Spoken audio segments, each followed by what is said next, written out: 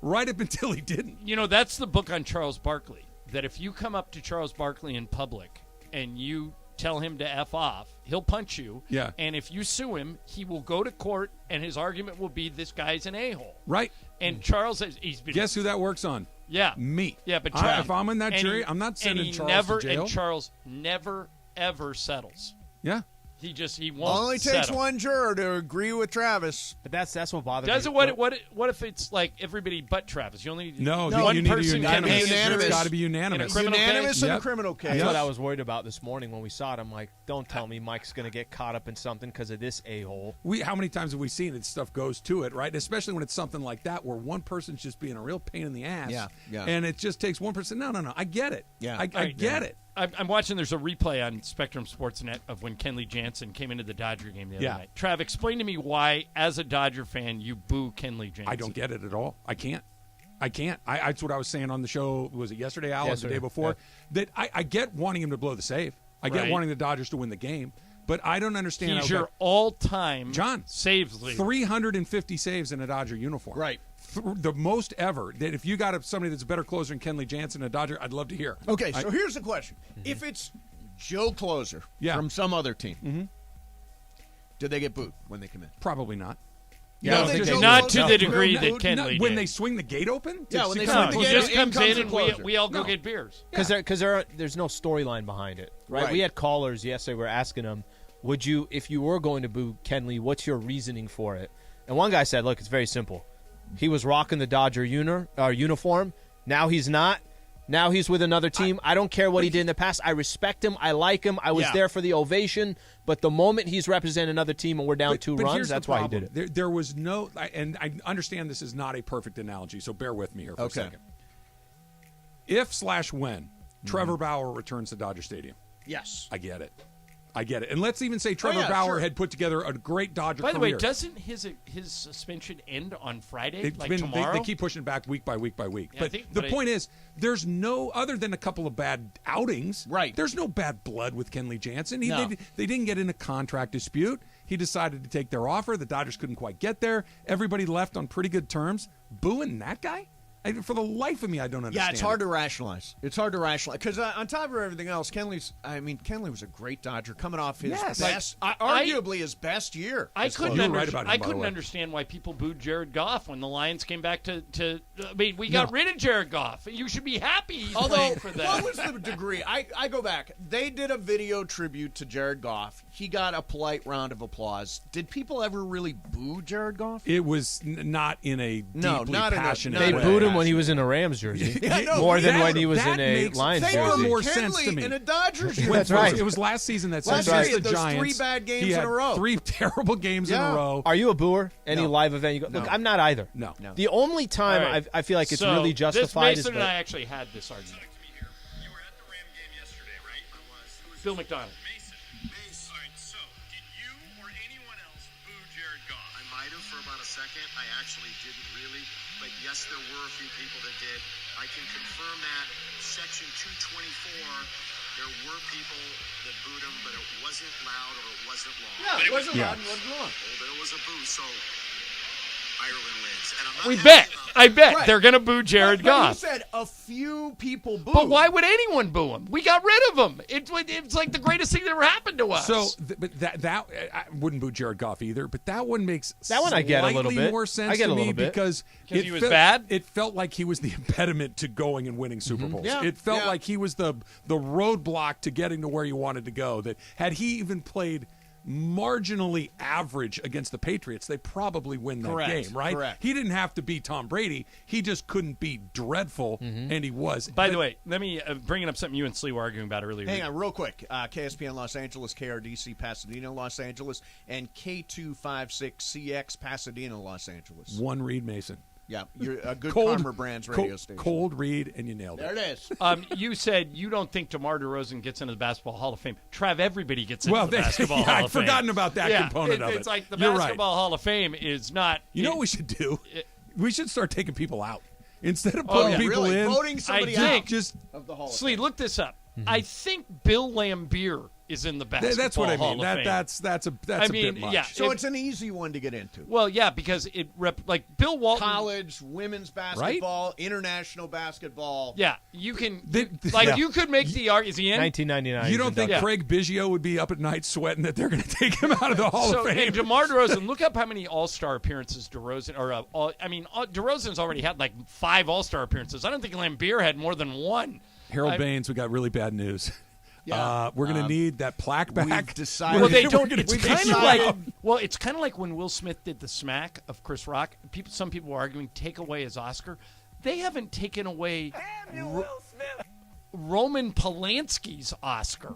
OJ is still in the Hall of Fame.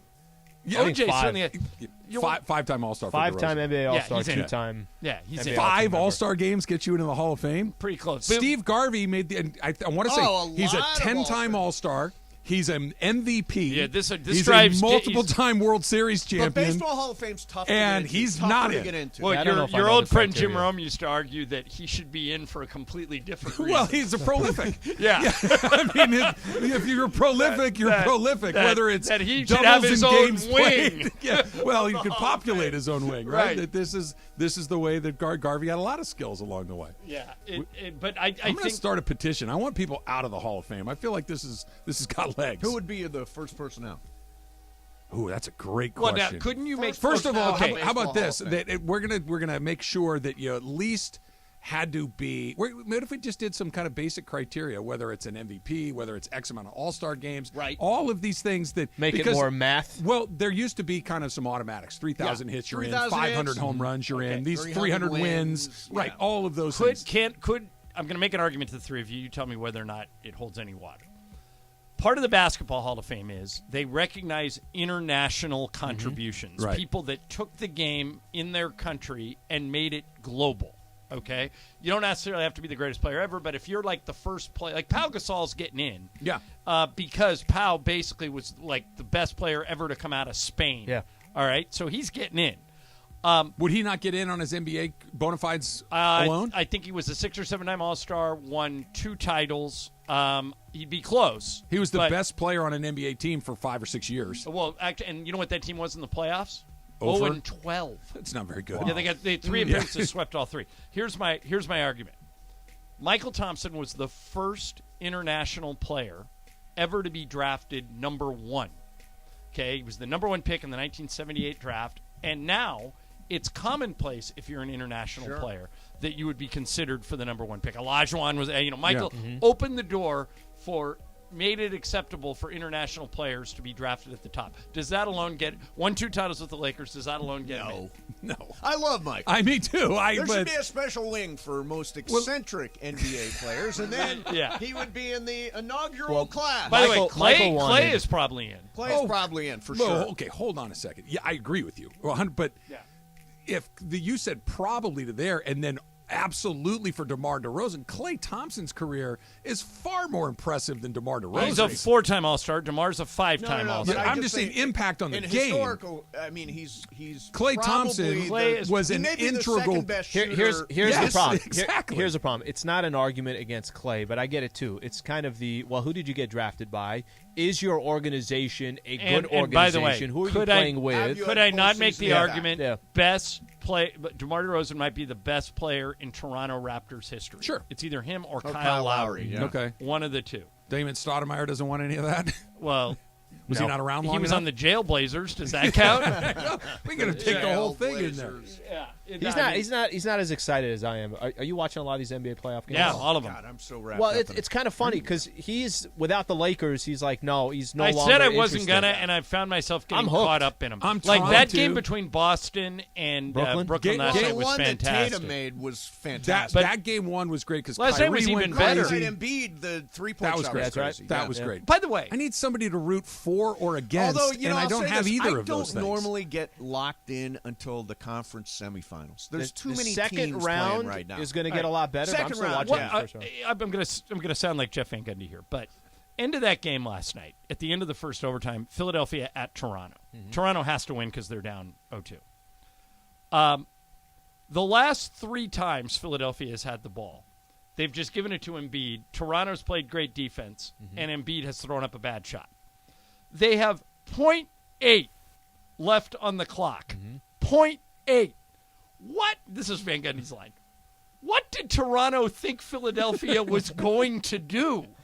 All right? Like this, the time I remember Jeff Van Gundy saying that is Derek Fisher one time, the Lakers were playing in Orlando in the finals. Okay. And they need a 3. Yeah, the Lakers are up 2-1. Orlando's up 3 with like 5 seconds to go.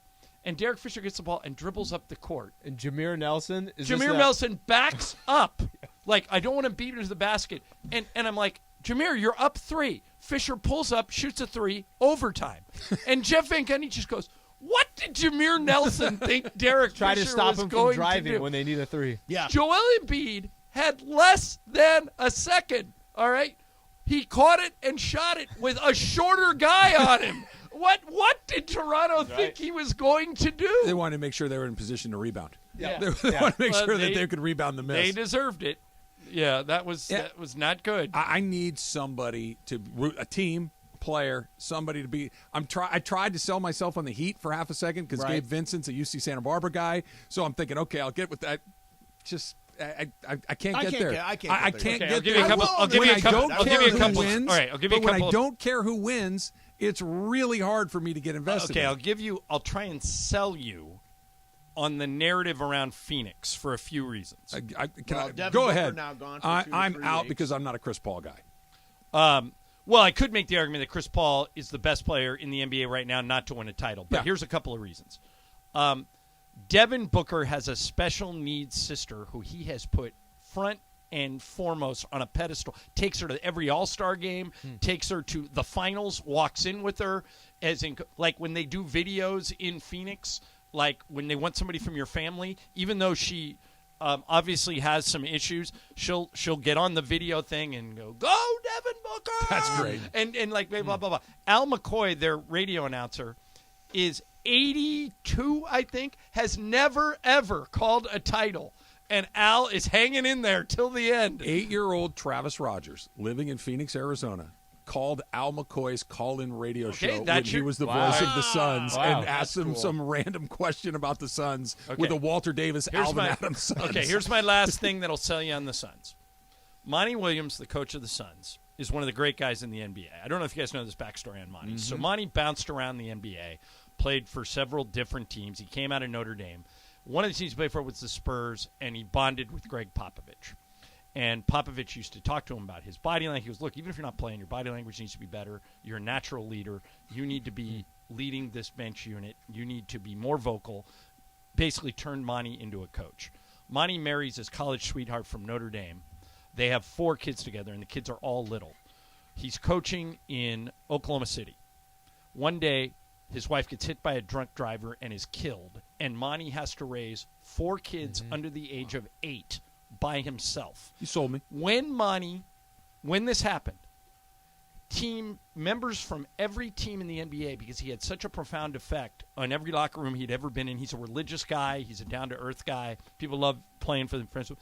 Popovich took his entire coaching staff and said, we're going to the funeral. And the NBA said, well, who's coaching your team? He said, we're going to try and make it back, but if we don't, one of the players can do it. And then 3 of the players said, we want to go with you.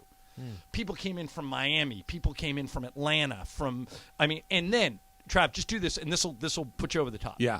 Google Monty Williams' wife eulogy on YouTube. By the time he was done, I've seen that. By the time he was done, people who came to support him he made everybody in the building feel better. And the heart of his point was, don't forget about the drunk driver. That guy's family's hurting too. That guy's, he didn't mean to kill my wife. And everybody's going, how in the world does this guy have this composure? So there's a big part of me, now that the Lakers are out, sold me. Rooting for Monty. You sold me. All right, so you guys ready for this? Ready. Let's do this. All right, Born ready. Go. I'm going to get out of your way, Mace. I'm going to let you slide over one. here and do your thing. 3 hours of commercial-free Mason and Ireland. Mace, you ready to hop in here? I'm just going to get out. All right, it's all yours. All right, here we go. It's a live imaging Thursday, but much more important than that. I'm going to be honored, kind of get the seats ready. Yes. I'll be honored to help Keyshawn host the Mandy Awards, but I don't know if it'll be as big as this moment for the radio station. I don't know if the Mandy Awards can top this. It is pretty I've never done anything like it. Never in all your wackiness? Never in all my wackiness have I done We three did straight hours. 24 hours straight once, Chris. But we had commercials. So you get a blow. I don't know if I could make it past 3. You get a Anyway, break. No, you would have liked it. We had Would listeners bringing us drinks. It was good. was Sue Kowinski there, Mace? She was not there that night. Okay, are we ready? Are you guys geared up? 100%. Ready to go. So right now, it is 1:10 p.m. in the Southland. You're going to have to go until about 3:10, right? Yeah, So we are 3 exactly hours from 3 now. hours from now. Let us begin, producer Jorge, with the cast of idiots, Mason and Ireland, commercial free right now. Let's go. Here we go. Jorge, you ready? Sure, yeah. What day jersey is that? This is day 4. He's wearing a jersey Yeah, every soccer day jersey. for 30 I days. noticed. Yes. Bergman, you ready? Oh, I'm more than ready. Ready to go. You still predict that one bid is going to be a bomb? Yes, I do. Bergman, I'm with you. Yeah. Yeah. It's not going to go. Well, all that. we don't have time to get every bid in, No, so we maybe do that not. one meets the scrap. Yes, sir, Bob. Yes, sirree, Bob. So, Bob, speaking of Bob, I'm bringing back at some point today the 3-point shootout. yeah, that's a great Jorge game. and Greg, are you familiar with the 3-point shootout? I have no idea what that is. All right, so I'm going to rapid fire. I've written a list of questions that is specifically tailored to each of you. And they're super easy questions. They're very easy, but the idea is answer as many as you can in 30 seconds. So when you're trying to go that fast, I'll say something along the lines of, Greg, what do we call your Bumble date? And you'll go, Dottie, exactly. But you'll Dot, forget Dottie. because it's right in the middle. But we had a guy on. It's a true story. So one time you're allowed to pass if you don't know the answer. Yes. So this guy, we welcome to the show. And we say, where are you calling from? The guy goes, hey, this is Bob. I'm from Sherman Oaks. We go, hey, Bob, welcome to the show. I go, okay, Bob, you ready? Yeah. And I start firing questions at him.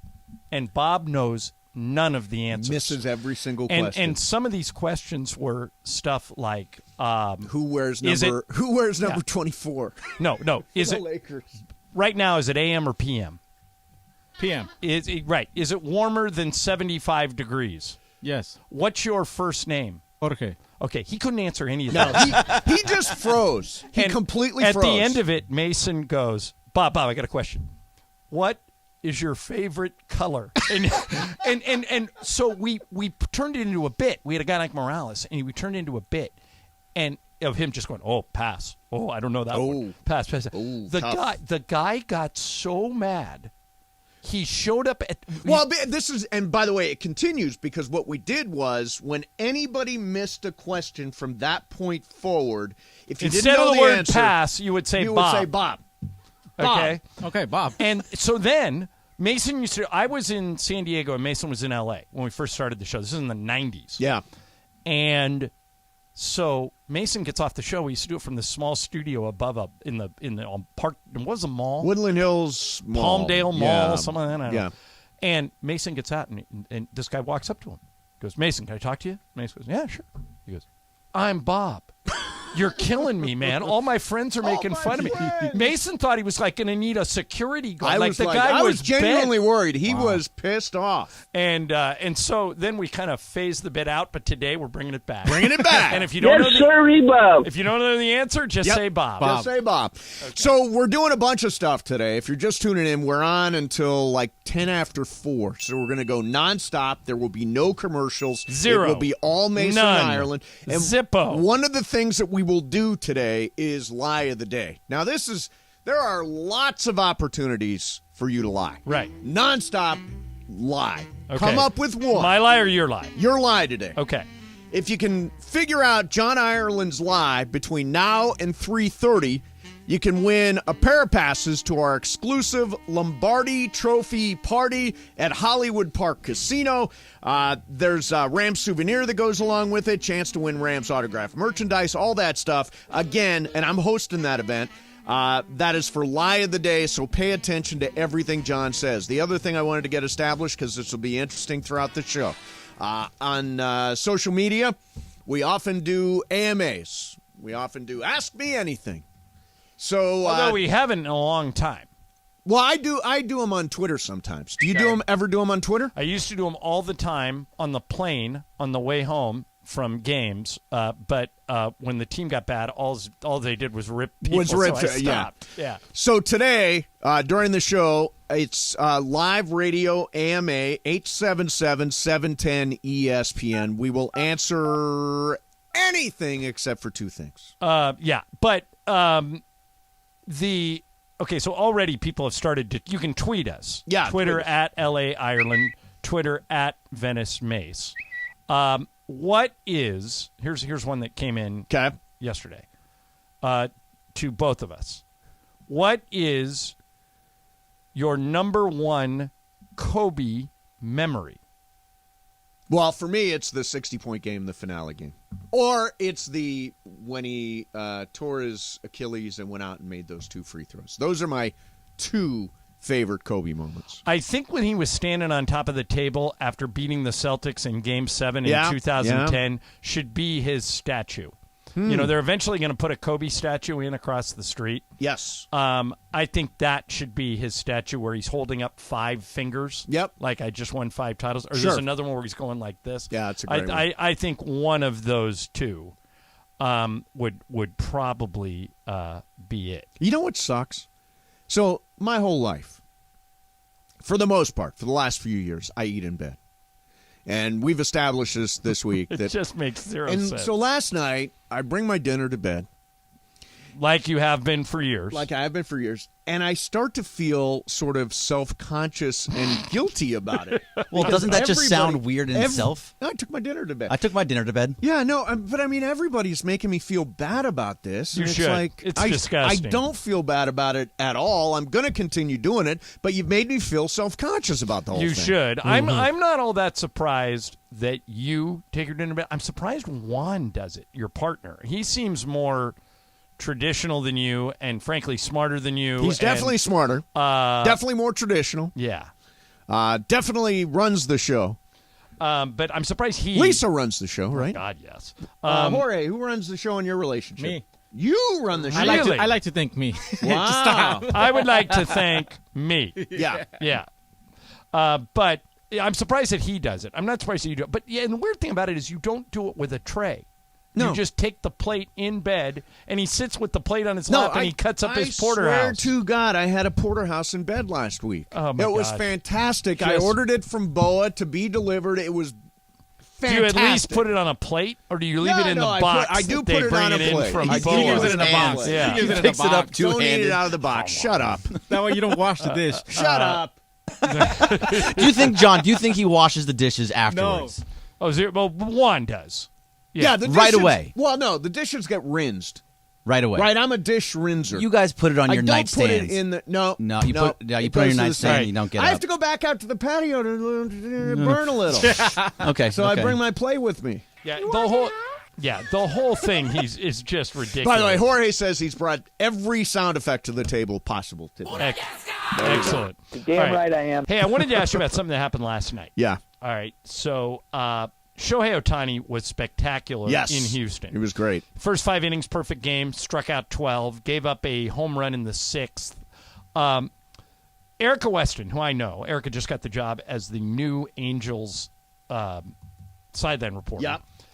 said after the game, one of the people that she interviewed Ohtani, and then somebody went and got Joe Madden. And Joe Madden said, he was asked after the game, would you have taken Ohtani out of a perfect game the way Dave Roberts did to Clayton Kershaw?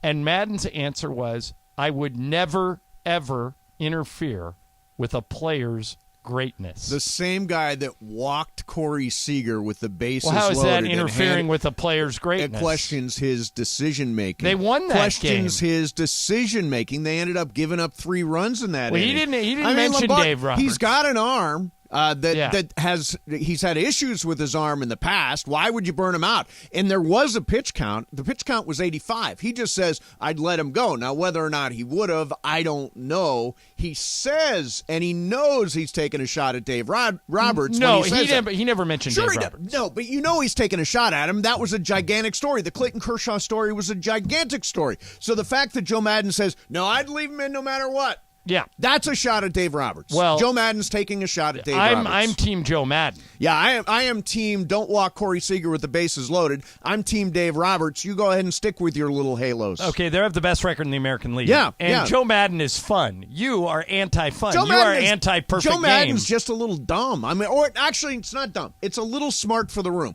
Walking Corey Seager with the bases loaded. They is won too that game. They gave up 3 runs in that spot. He handed him 1. They scored 2 more.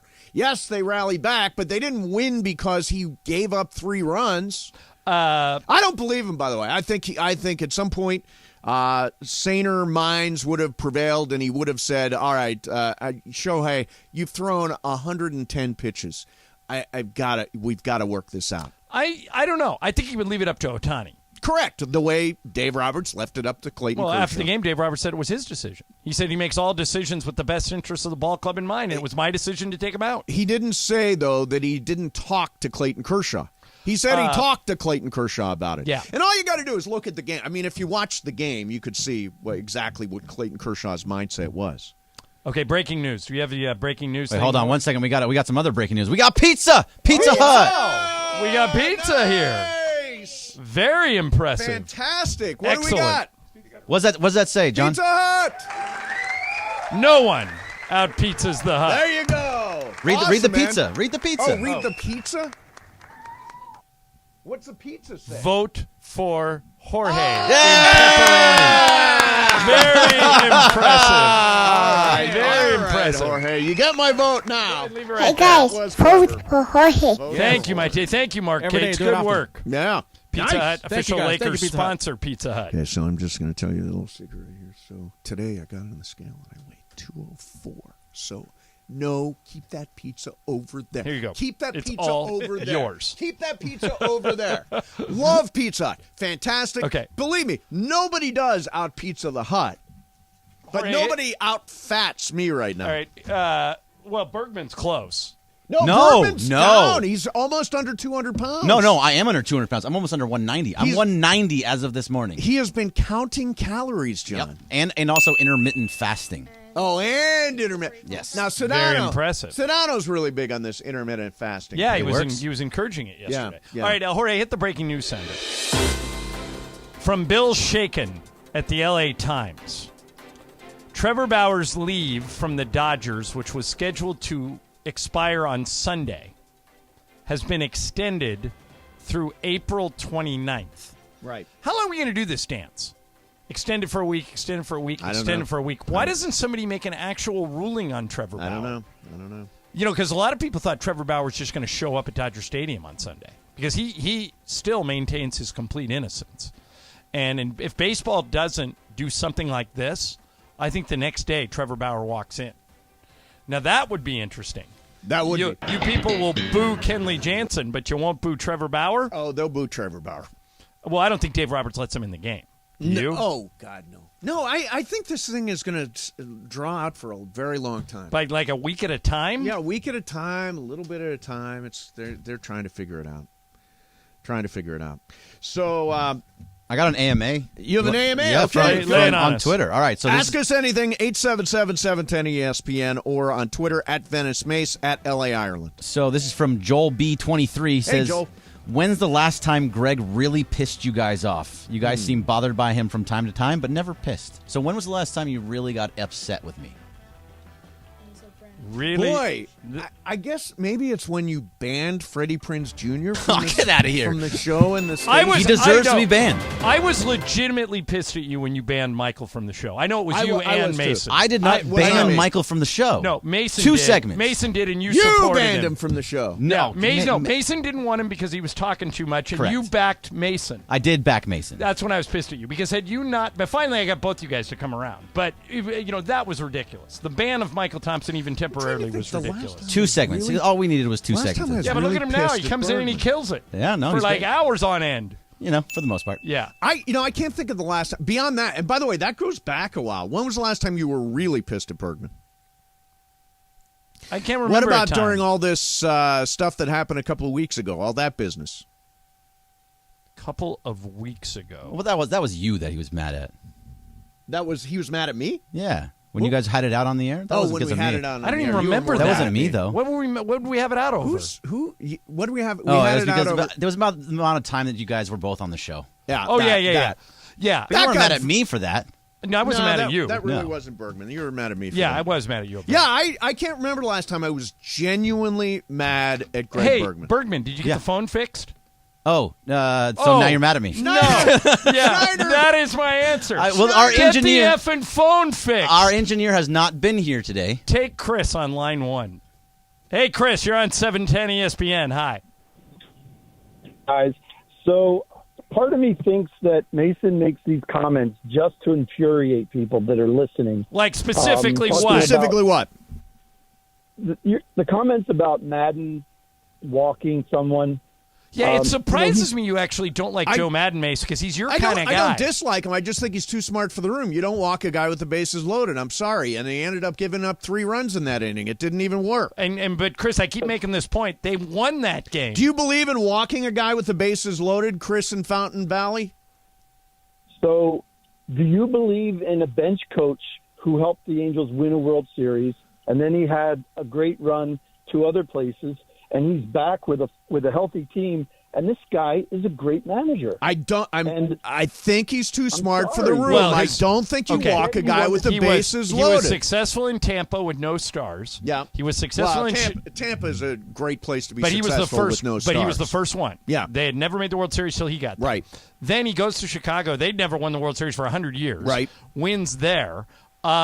He does quirky stuff like this. I wouldn't call it too smart for the room. I think he tries stuff that other people won't try. Right, but I mean, logical stuff. Walking a guy with the bases loaded is illogical. Last night he took a shot at Dave Roberts. No, he didn't. Sure he did, by saying I would have kept him in no matter what. That's a shot at Dave Roberts, knowing the Clayton Kershaw fiasco that we had last week. I wonder if Dave Roberts ever played for Madden. Dave played for 5 different teams. I don't know if he ever played for any of those. And Chris, I don't have anything against Joe Madden. He's a very, very good manager. I think he's made a couple of mistakes, and I don't like that he took a shot at Dave Roberts last night. I don't think he did. I think that's an unfair characterization.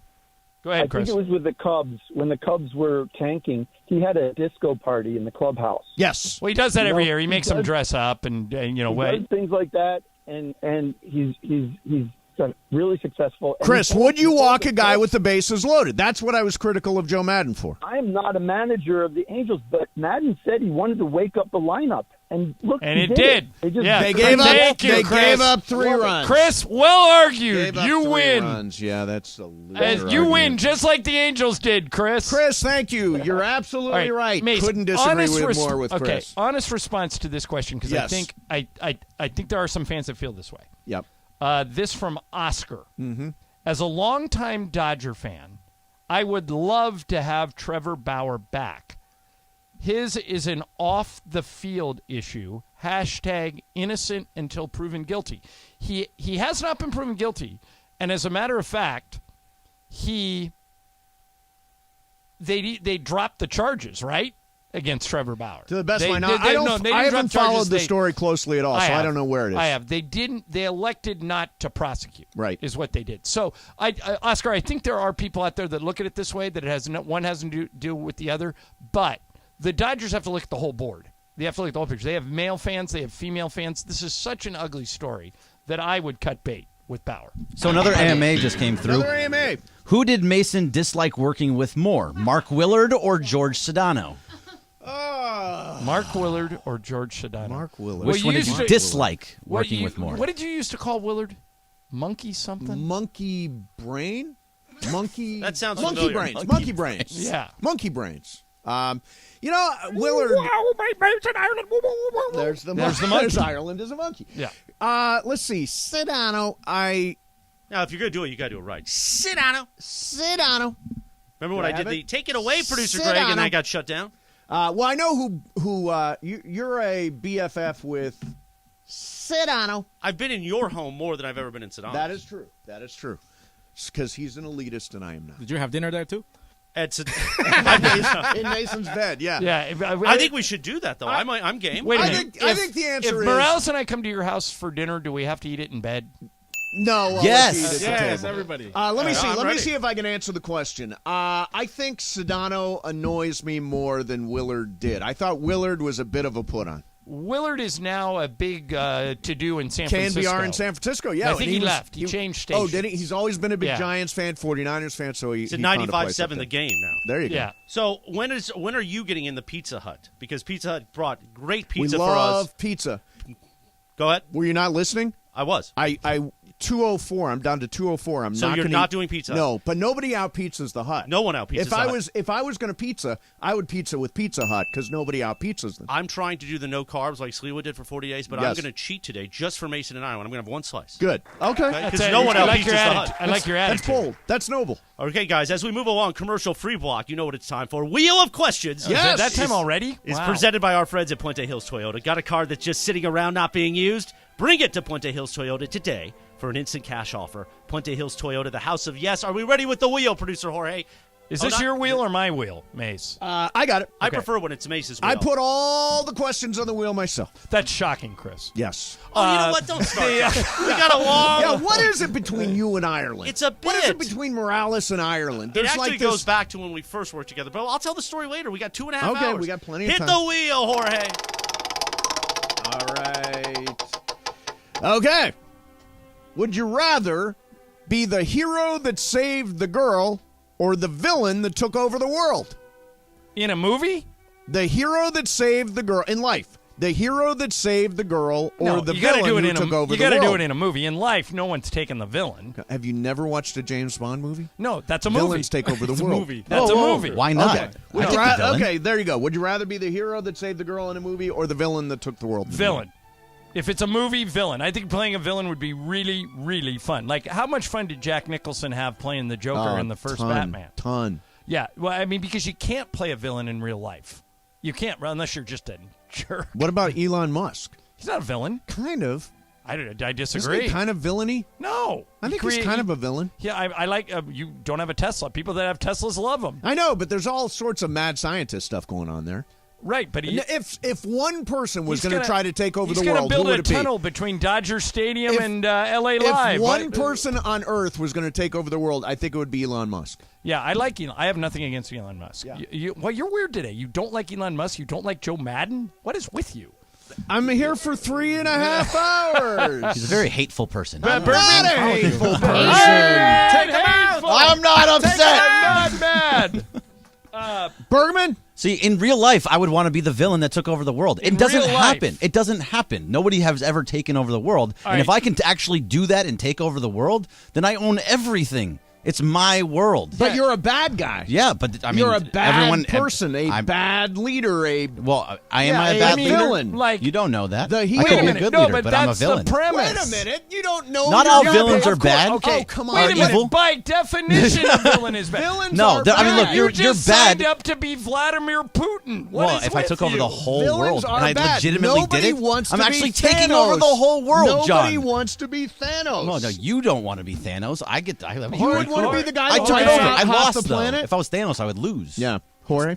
I would like to have fun being the villain. It'll be raining forever in my Like world. Batman? Like the Batman movie? No thanks. Yeah.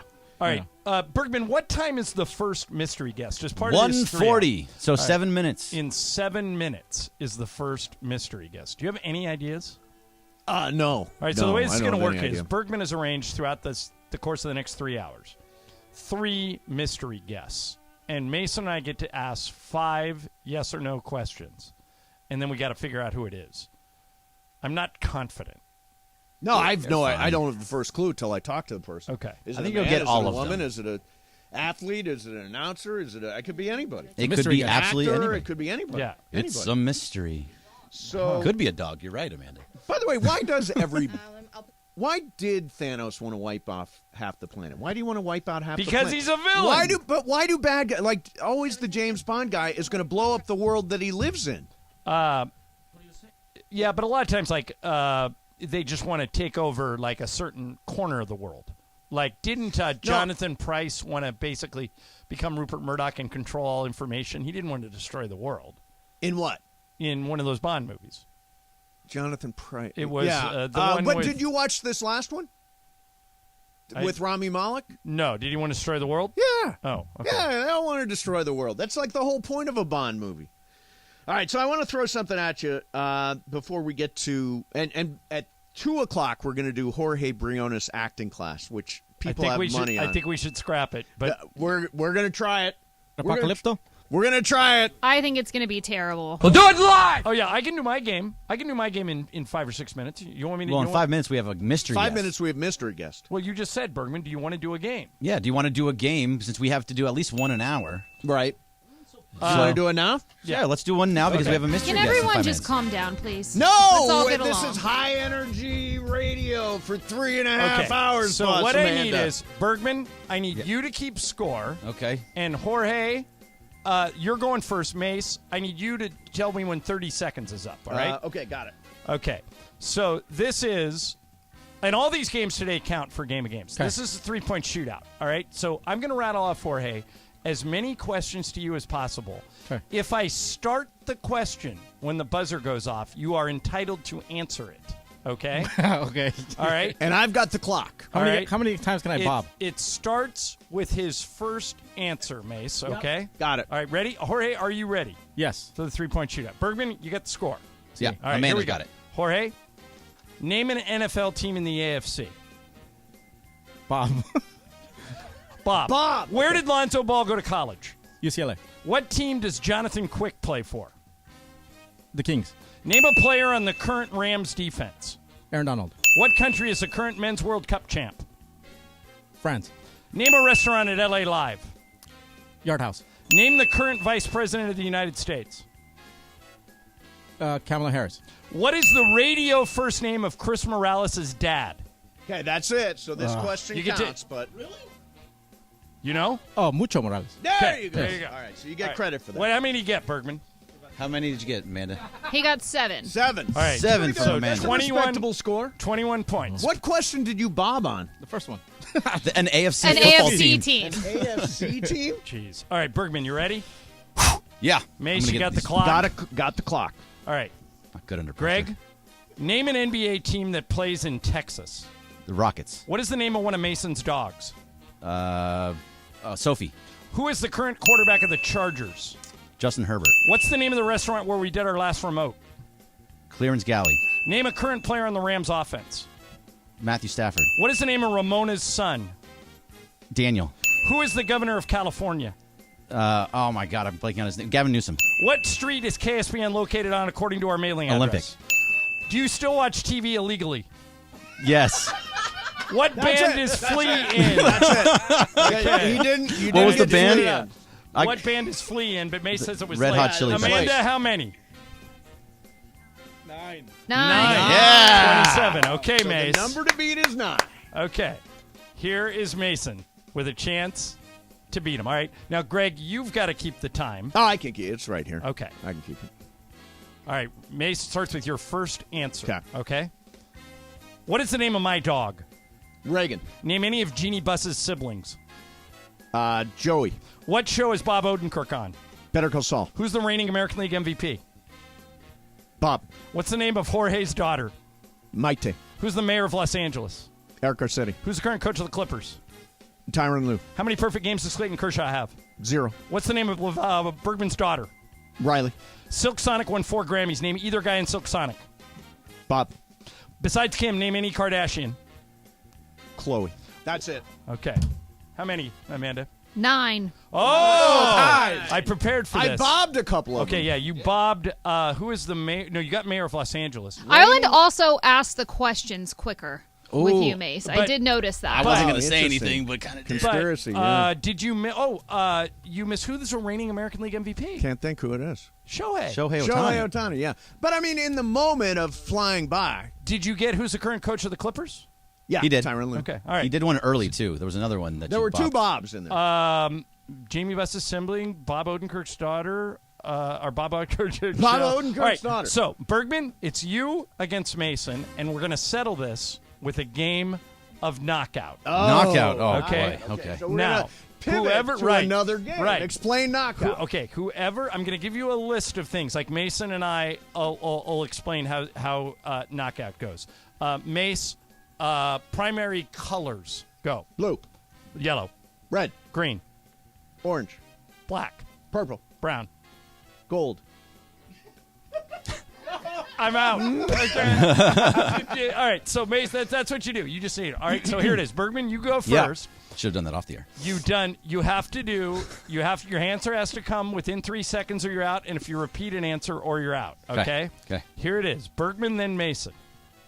Name any past or present person who has ever hosted a show on ESPN LA Radio. Go. John Ireland. Alan Sliwa. Steve Mason. Travis Sliwa. Travis Sliwa. Oh, that's amazing. I get a point. All right. That's the first point of the day. Travis and Sliwa. You pulled a max. God, When Kellerman that first was got terrible. here, when Kellerman first arrived in LA, he thought that Mason Ireland was one person. Oh, yeah, he walked up to me at a Lakers game on Christmas Day and said, Steve Mason, Mason Ireland. He goes, hey, Mason Ireland. He thought my name was Mason He Ireland. thought, yeah, that was like, because Max. Because he did his research. Right. Because he knew. All right, Bergman's lining up the first mystery guest. Okay. Mace, you had it. I had it. Travis Sliwa. That's the way the show sounds to me. Travis Sliwa. Sliwa Travis. Unbelievable. All right, Bergman, let us know when you have the mystery guest ready. I think you guys are going to get this one. Okay. And punch the mystery guest up on the air. And we can ask any yes or no question, Mace. We each get 5. Bergman, stop talking to the mystery guest and put them on hold. So mystery guest. By the way, if you're just tuning in, we are doing a 3-hour marathon. Okay. No breaks, no stops, no commercials. Bergman just unintentionally gave us a hint.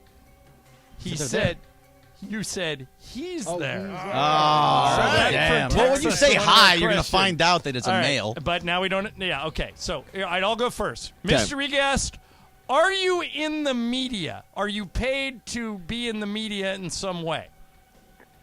Yes. Yes. Okay, Mace, it's you. Are you more no. Are you known for A yes or no? Got to be a yes or no. television? Are you known for TV, mystery guest? No.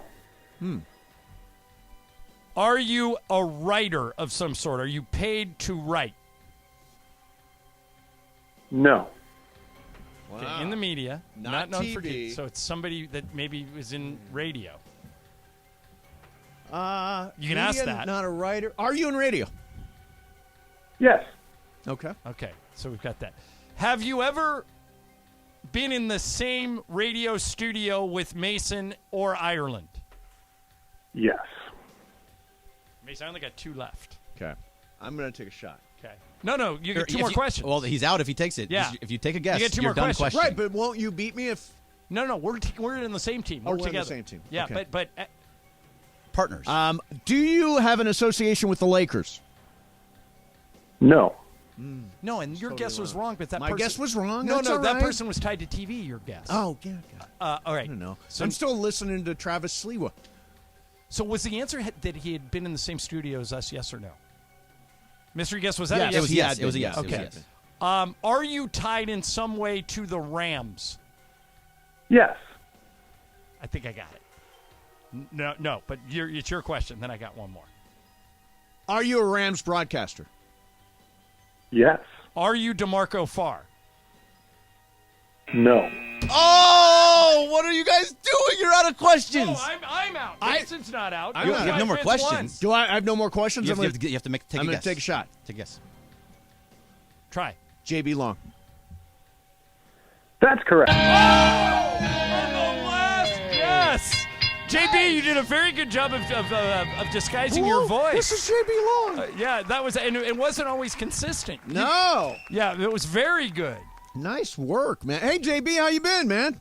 I'm great. Glad I can help you through this 3-hour marathon. How are you guys? No, we're doing good. I actually thought about you yesterday because I went and hit golf balls at the place where I ran into you hitting golf balls. And I was over there yesterday. Yes, I was over. I know this place. How's your I game, played JB? that course on Tuesday. How's your game, JB? Well, as you know, this is my off season, so it's better than it would be if we were chatting in November. It's coming around. I'm hoping to be in peak physical condition for the ESPN LA Golf Classic. Nice. Okay, so JB, tell me if you agree with Mason and I on something we talked about yesterday. We both think that Deebo Samuel is going to play for the Niners next year, that this thing he's doing makes no sense, that cooler heads are going to prevail, but I'm not sure. What do you think?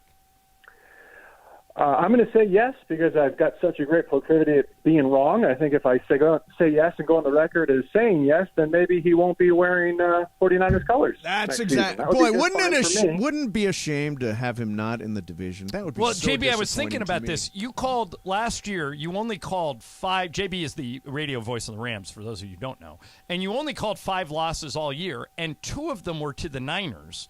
And I would say, would you not agree that Debo had as much to do with those 2 Niner wins as any individual player on the Niners? John, I'd go as far as to say, the Rams don't have a first-round pick, but I think the Rams could sweeten the deal for anyone thinking about acquiring Debo Samuel. They might throw in maybe a 4th-round pick to whatever team wants to pay the capital to acquire his contract. Just to get him out of the division?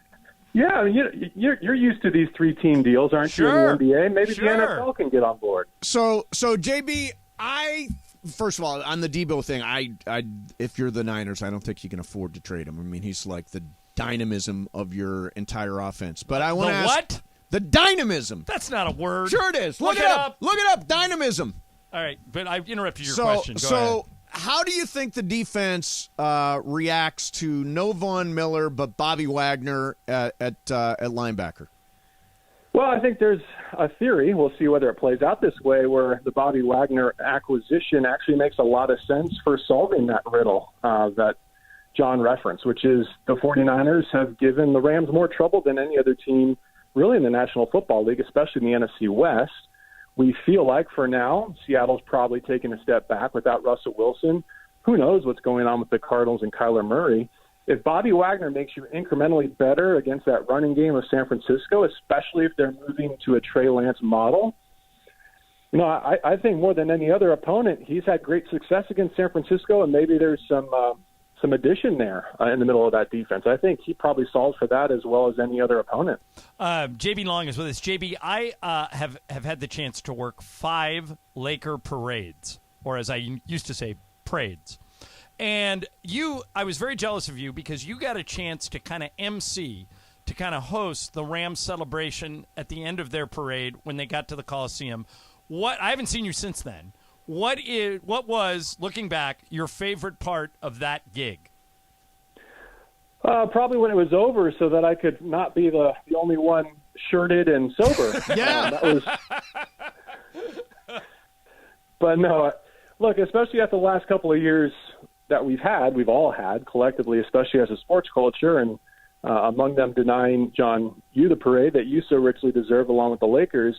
I think just seeing all those players and coaches with their guard down a little bit, somewhat outside of their bubble. I think just more candid and getting the chance to know them up close and personal more so than I have through the last couple of seasons was really enjoyable. And I'm so happy for so many of them.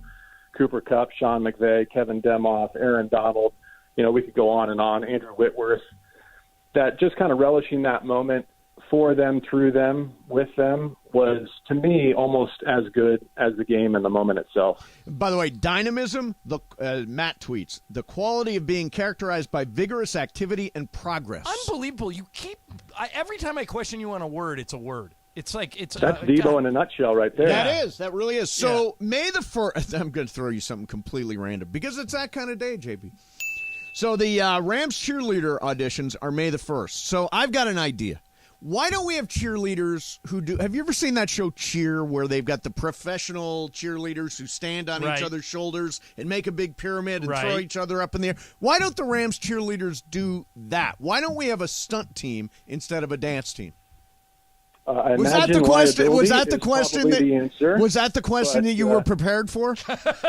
Yes, I was told by Greg to do 2 things: to disguise my voice as best I could, and to prepare for all cheerleader-related questions. So, you know who actually would be a good person to ask that question? Be Maurice Jones-Drew, because he has a daughter who's in competitive cheer, like super high-level cheer. He goes around the country to her competition. The kind where you throw everybody up in the air and stand on shoulders and all that stuff. Bring it on. Oh, it's been I believe that's correct. Nice. So he's better equipped to answer that question than I. It's been brought. I think maybe the space as well on the sidelines might be prohibitive, but I'm out of my depth, as you well know. All right. Listen, JB. JB, thank you for playing along with our dumb stupid games. Yeah. No problem. You're 10 minutes closer to the finish line. There you go. Amen. Commercial break. Thanks to you. All right, let's go play golf while you're in your off season. We'll make it happen. I like that. Same place as last time. See you there. All right, see ya. All right, so there is JB Long. Bergman, that was a good one. You did that well. was good. That was good. Thank you. Thank you. Yeah, we'll see if you can live up to the hype. We have 2 more mystery guests before the show's over. Hey, for the AMA. Yeah. Yeah, by the way, AMA, ask us anything, 877-710-ESPN, or tweet us at Venice Mace, M-A-S-E, at L-A-I. And by the way, thank you very much to Janice Garcia, who's answering all the phone calls and all your AMAs. We love Janice. Very, She's very the helpful. best. You go to buy sunglasses on a spinning rack. Some guy in the checkout line nearby, obviously wasn't thinking about buying sunglasses, starts turning the rack his way, away from you. What do? I'm in it, man. I'm spinning it back my way. You're spinning it back? Hell yeah. Come on, man. I'm not being outspun by this guy. Come on. Yeah, I guess I'm going at it. I'm serious about I would sunglasses. engage in a sunglass war. I'm not exaggerating. I think my wife has 100 pairs of To sunglasses. see these sunglasses? Yeah. Rite Aid. Yeah. Less than $20. Proud of that. My wife do times 10. Really? Yeah, she thinks. Oh, in other words, does she buy expensive sunglasses? Yeah, and she thinks it's a deal if she can get them for less than $200. Yeah, I would never. I would never buy it. Hey guys, I have an AMA from Twitter. Oh, nice. This is from @LiveLoveLakers1. Okay. If you had to separate and they let you choose anyone in the world to be your show partner from now on, who would it be? Don't say Kate Beckinsale and Keanu Reeves. Now, wait a minute. Are you asking about someone who works here now, or can we take anyone?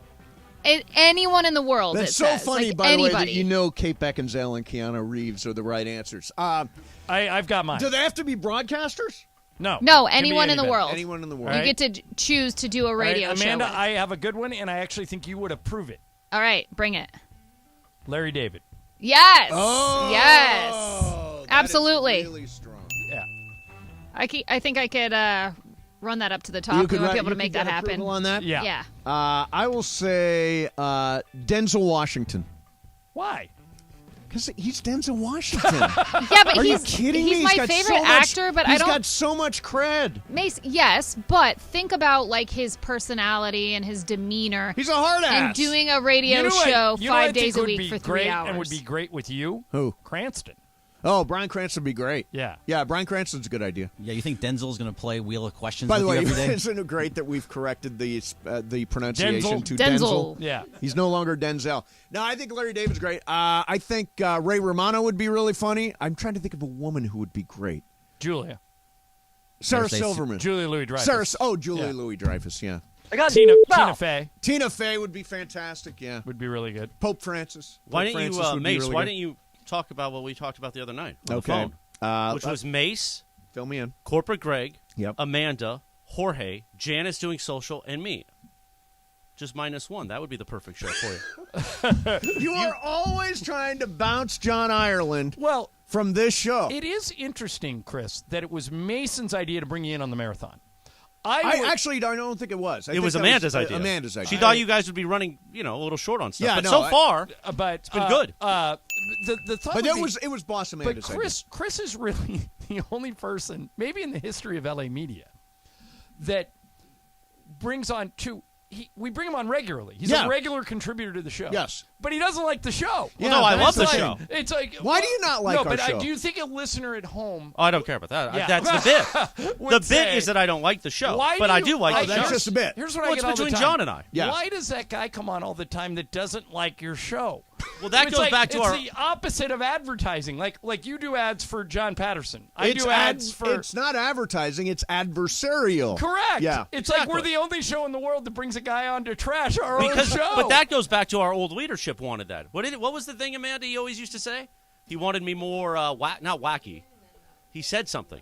I don't know. I forgot about that By the way, guy. I was a little offended that Jorge What's his name? didn't right away come up with Mucho Morales. It's okay. I was ready to. He has a key to my house in case there's ever an Legendary. emergency. I was ready to take it Who, back. Mucho or Jorge? Both. Yeah, both. Keep your house. All right. So that's the thing. I love the show, but Yeah. the bit is that I don't like the show. Okay. Okay, so can you roll with that, John? As I've told you before, My life is a bit. What are you Sedano talking and I are about? huge fans of you guys. Yeah. You need fans in the room. Why is it all Sedano and me? Sedano and Well, me we're are big fans of you. BFFs. You want to be BFF, but But wait, I in the don't- morning you didn't like Sedano. Well, it's a bit. Yeah, still, you 'cause- ran. Oh no, yeah, you we ran ran. Oh, Sedano. yeah. He was a off Chiva, the right? morning show. I mean, he's still kind of a Chiva, but strange bedfellow. Sometimes you got to have alignments. Yeah, you bounce him for the morning show. Now you love him in the But afternoon. that was for the best for him and for the station. Oh, okay. All See kind of how that worked works? out. Yeah, worked out. So what's the counter right now? How much time is left on the Mason Island commercial couple free? hours.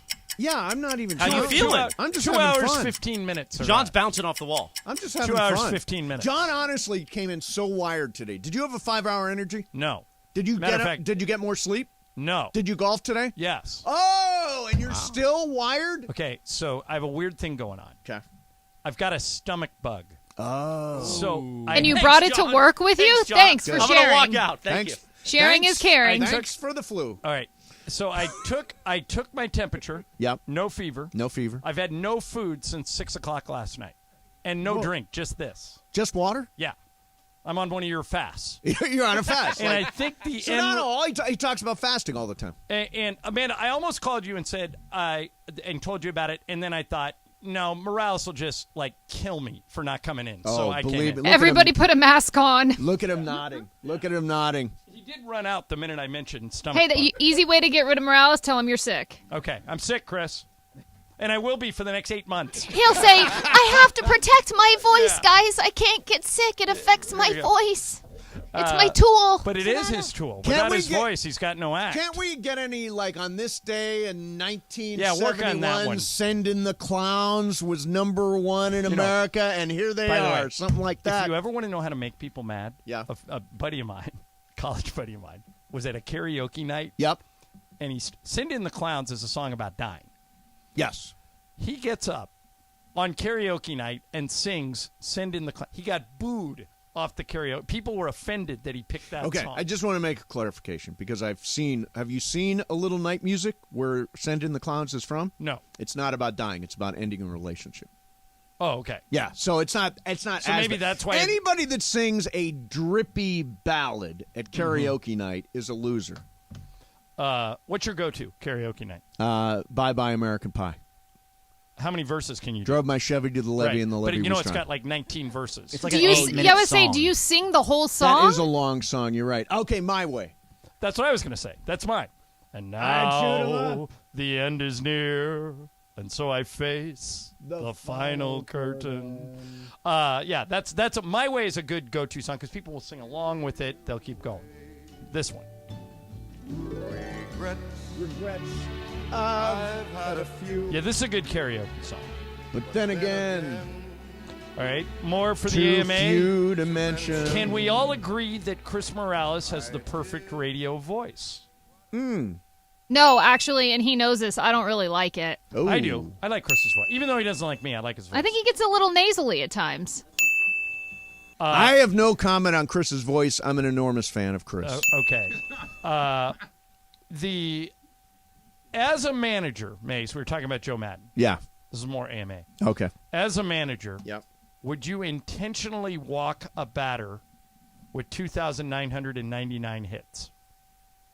No. So you wouldn't be the one to give up his three. I would. Do you know what the story You is? would intentionally. This is a real thing that happened. Oh, is this a real thing? Oh, well, It happened. It happened today. Miguel Cabrera is 1 hit away from 3,000 hits. He's playing the Yankees today. In the bottom of the 8th inning, Detroit was up 1-0, and the Yankees intentionally walked him. Jorge, did you have that as part of a bid or something? No, jump ball. I had it in my jump ball too, Oh. so we're just gonna go away from it. So that was your jump ball question? I think we both had that one. I think that's weak. I do too. That's is. weak. Yeah, Get him James. out. Retire him. All right. Just told us about it. This is a good one from Coconut Michael. Okay. Who is the best and worst guest interview ever on Mason and Ireland? The worst is Jerry Krause. Jerry Krause is worse than Jim Herrick. Remember When Jim he fell asleep? when he fell asleep during the interview? Because I thought that was pretty bad when Jim Herrick fell Jerry asleep. Krause was on a speakerphone. I hate that. And we asked him if he would mind getting off the speakerphone. He said, "Well, you called me." And we said, "Yes, and we'd like to hear you clearly. Would you please get off the speakerphone?" And he said, "No," and hung up. Yeah, he was an ass. What about Yasmani Grandal? Well, yeah, Mason wasn't here for that. So I had great success with Yasmani I Grandal. think that was Ben Maybe, but it was you. You were definitely here, Ireland. Yeah. It was awful. Yeah, he just did all 1- and 2-word answers.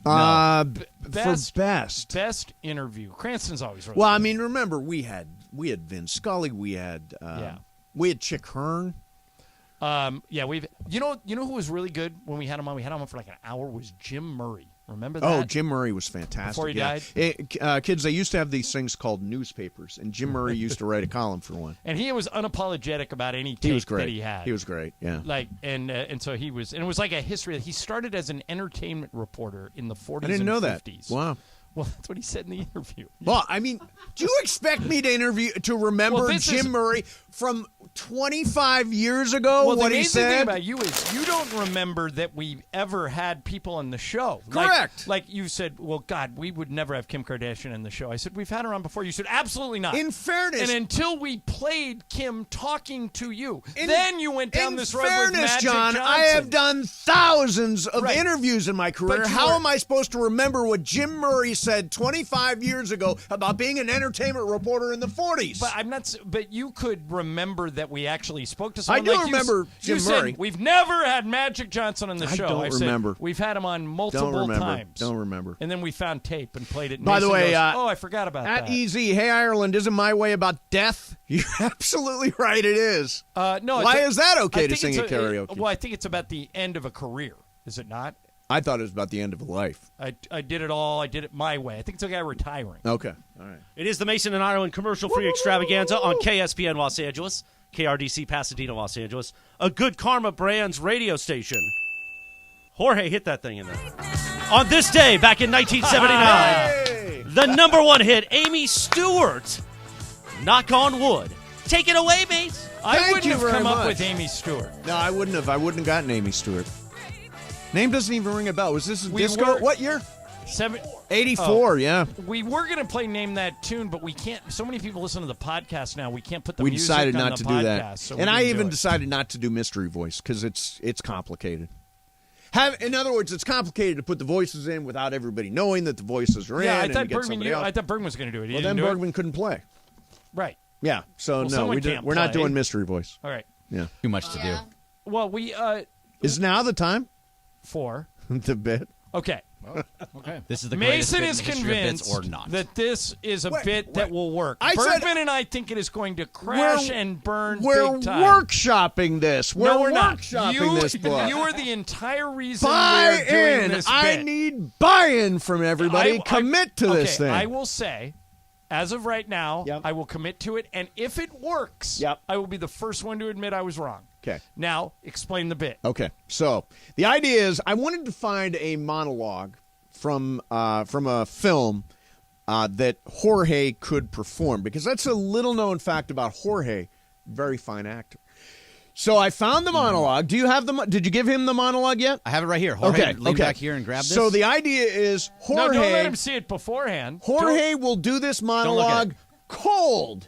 From sight. We will do it live. We'll do it live. And then afterwards, we'll play the actual clip. All right, Jorge, 3 and 3. Ready? Oh, I have the first line.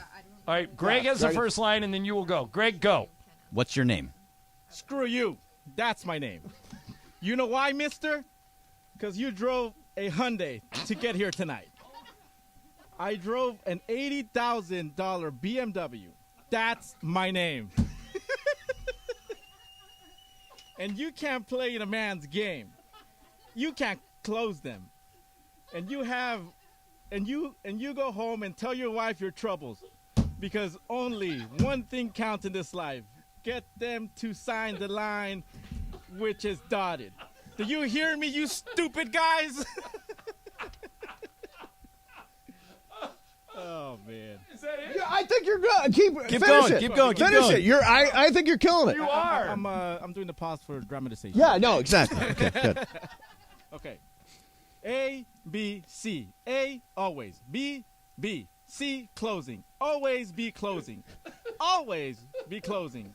AIDA. Attention, interest, decision, action. Attention. Do I have your attention? Interest. Are you interested?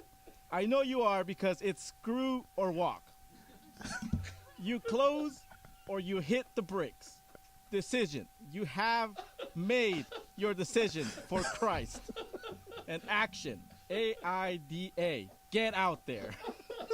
I don't know what I'm reading here. No, it's good. It's good.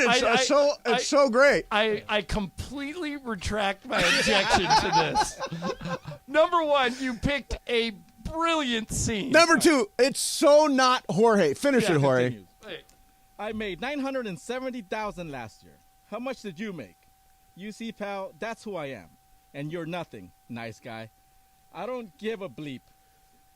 I don't give a bleep, good father. Screw you. Go home and play with your kids. You want to work here? Close. Close. There you go. Gracias. Hey, nice job, Jorge. That was great. We were 100% wrong. You want to hear what it actually sounds like? Yes, please. Okay, so by the way, this is Alec Baldwin steals the movie in about a 3-minute scene in Glengarry Glen Ross. That's what that was. Jorge, after reading it, do you know that's what that was? Have you seen Glengarry? No. So you killed it, I think. Now, you had a different interpretation of the scene. I was mad because I didn't know what I was getting myself. You were very Jorge about this. This is not necessarily a better way you could have done it, but just a different interpretation. Greg, hit it. What's your name? That's my name. You know why, mister? Because you drove a Hyundai to get here tonight. I drove an $80,000 BMW. That's my name. And your name is You're Wanting. And you can't play in the man's game. You can't close them. Then go home and tell your wife your troubles. Because only one thing counts in this life. Get them to sign on the line which is dotted. You hear me? A, B, C. A always be B, C closing. Always be closing. Always be closing. AIDA. Attention, interest, decision, action. Attention. Do I have your attention? Interest. Are you interested? I know you are, because it's or walk. You close or you hit the bricks. Decision. Have you made your decision for Christ? And action. AIDA. Get out there. I made $970,000 last year. How much you make? You see, pal, that's who I am, and you're nothing. Nice guy? I don't give it. Good father? Go home and play with your kids. You want to work here? Close. Jorge, I actually preferred your interpretation of the material. Jorge, what do you think now? I think I was very close. You did. I'm telling you, close. Screw you. That's my name. I just love the idea of Jorge, the nicest guy in the world, saying, "What's your name?" Screw you. That's my name. Every line is jammed with AMA questions. Are you ready? Yes, ready. Right, you got to do it because Bergman didn't fix my phone. So let's go to Brian in Rancho Cucamonga. Hey, Brian, you're on 710. What's up, man? Brian, you there? It's first time, long time. I'm here. Can Thank you you, hear me? Brian. We Thanks got for you. calling Go in. ahead. You're on. Hey, I just wanted to know when you guys became so soft. I mean, what happened to sausage jeans and making fun of Sliwa and Boss Betty Pantsuit? Well, okay, a couple of things happened. Amanda got promoted. So she's our boss. We answer to her. So if we call her Boss Betty Pantsuit now, which she really doesn't mind, but she could technically fire us. Yeah, just for making fun. So out of well, Amanda, would you care if we called you Boss Betty Pantsuit? I don't care. Yeah, never of course did. not. And Sausage Jeans just kind of he didn't like it. It just didn't evolve, and it didn't go anywhere. And then what was the third one you wanted to know about? Oh, Sliwa. We still bag on Sliwa. Are you kidding me? At the sound of keep Sliwa, it going. It makes the show more fun. At the sound of Sliwa, it's 209. There you go. All right, thanks, Brian. Hey, Brian, appreciate you listening. Thanks, man. Brian. Thanks a lot, man. All right, here's Brandon in Newport Beach on line 2. Well, you took Juan on line 3. That'll work. Just stop pushing buttons. Hey, Juan. Juan. Hey, what's up, guys? I hope Winning Times goes into the 2000 so we can see a young John Ireland in the show, in the HBO show. That's right. My question for you guys is, I really love you guys. What is the sweetest thing Mason has done for you? And, you know, Mace, what's the sweetest thing John Alexander Ireland Jr. has done for you? Okay, that's a good question. That's a good question. Sweetest thing. Nicest thing. Nicest thing. Well, yeah, now we really are going This is a soft. tough What's one. the sweetest thing? yeah. We don't really do a ton of nice stuff for each other. We're Trying to think. supportive. We're supportive, yeah. But we don't, like, for example, we give people that work with us Christmas bonuses and presents, sure. but we do not give them to each other. Right. No, we never give gifts to each other. I'm trying to think. Sweetest. Okay, I've got it. The Okay. nicest thing Mason gave me was a radio show. And the nicest thing John gave me was an actual career. Yeah, so there you go. Yeah, I can't think. Can you think of anything that I've done for you that would be classified as sweet? We both do a lot of charity stuff, and the other guy always jumps in and helps and all that kind of stuff. Yeah. Now, one time I was having dinner with Amanda and Jamie and Lisa, and I Oh, had God. 3 women, and I called you. I said, Mace, I need a wingman. You said, okay, and you came over so stoned Dude. that I had to carry you home. Dude, but it I was am nice low of key you. faded. Most people would not have even attempted to show up, and you did. I did. And do you remember what you brought with you? I sure do. I brought all of the documents that I had that I was supposed to sign to buy my new house. Here's the story. I'm at this restaurant, this good Italian restaurant, over by Mason's old house. Yes. And I call him and I say, hey, man, I need a favor. I need you to come over here. I'm the only guy at a table with 3 girls, and I need a wingman. I need help. And you said, number 1, I'm stoned. Number 2, I can't. Because I've got to sign all these papers. I'm signing, like, literally 500 documents. I said, just put it off for an hour and come over here. And you went, all right, fine. And next thing I knew, you walked in stoned with the 500 pages of documents, and we signed them at the table. I'm low-key But you were a very good sport. Yes. By the way, reviews rolling in, Jorge, from at Crypto Market Ray. I thought Jorge's brilliant reading was a transcript from one of Amanda's meetings. Oh, yeah, that is what it's like. Amanda doesn't hold a lot of meetings. She just is forced to attend a lot of meetings. Boy, they do have a lot of meetings around here. These new guys. There are so yes, many they meetings. do have a lot of Amanda's meetings pretty around good here. with keeping us not. We have like quarterly meetings, but like we've had bosses that have made us do meetings like every week, and they've been brutal. Amanda's pretty good. Well, about I also getting us- talk to you guys every day. Yeah, I mean, so we there's see- a difference. we Why see have a Amanda meeting every when day. I actually talk to you? Yeah. Yeah. Okay. How about this, Greg? Yes, sir. Brendan would like to put $10,000 down in mythical money. We'll see if me, you, or Jorge wants to take this. That Mason calls in sick tomorrow because he's too exhausted. I'm so tired That's already, actually, dude. Brendan, a pretty good bet. Who's taking that but action, man? If we do it, he's just going to do it not so we don't get them. I didn't screw you the other You night. did I didn't not leave true. after 8 and You would 2/3. call in sick anyway. Yeah. If All I right. want to call in sick, I'll call in sick. All right, give me $1,000 that Mason $1,000? calls in sick tomorrow. Okay. Yeah. I'll Got let you it. one. Oh, Yeah. you're going 2,000. You're going Yeah, because 2,000. he's gonna All use right, the excuse, Bergman, you I got can- the stomach flu from Chris. Yo, yeah, I know. Ireland gave me Ireland. the stomach flu. Yeah. But I work sick, so Yeah, I don't. I'll be I here. don't. I'll I be don't here work no matter sick. what. I don't work that hard when I'm well. Okay, I have another reaction. I love that Jorge did his own dump during his monologue. He dumped himself. Did you dump yourself? Oh no! Did you that was- accidentally? no, we dumped the words when we put that recording. Oh, in. yeah. Yeah, that didn't have it. That wasn't it. Okay. All right. Line 5, Mace. Ian on line 5. Sup, Ian? Hey guys, so this is really more of a trivia question than it has to be anything. Okay. But what's the connection between the Rams practice facility and the Los Angeles Lakers? The Rams practice facility in Is that Cal in State Cal Lutheran? State Lutheran? Did Correct. the only thing I can guess, Ian, is that the Lakers may have had training camp there years and years ago. Is that possibly it? No. Is there a Bill player that went to Sharman- Cal State Lutheran? No. So Bill Sharman used to have his basketball camp for At Cal high State school Lutheran? and junior high school kids at Cal State Lutheran. And then later on, so did Byron Scott. Oh, okay. There you go. There you go. There's some insight. Thank you very much for that. Yeah, don't know why that was an AMA, but So random. So random. That's what happens when you Do do, you have a 3.5 problem with how hours Bill live. Sharman's portrayed in Winning Time? Well, the complaint of like the diehard Laker fan. Do you like Winning Time, Chris? Love it. Yeah. And by the I- way, I am if we were doing a 7-10 Winning Time, I'm proud to say, and I think we all know this, I'm the Jerry West character.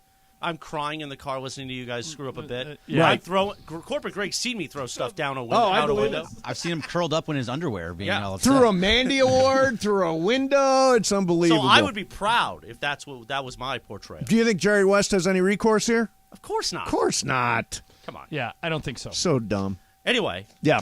On this day. Okay. No kidding. On this day, we lost Prince. No, right. Now, it was just a good reason to play It Purple was. Rain. It's a great song. But I'm going to cheer you up now. Okay. Are you ready for the biggest segment on Mason and Ireland? Even when it's commercial-free, Mason and Ireland. It's time for corporate. Why are you guys?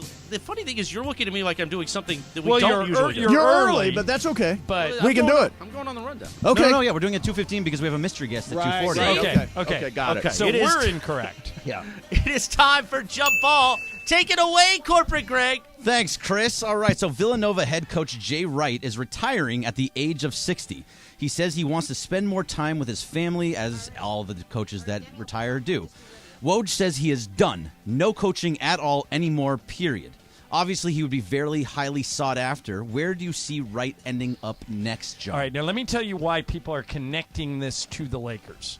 Jay Wright, besides winning 2 national championships in the last 5 years, is a coach on staff at USA Basketball. Right. Where both LeBron and AD have been. I mean, Russ a long time ago. Russ may not be here. People think that, Jay Wright is voluntarily stepping down to Villanova. He's going to the Lakers.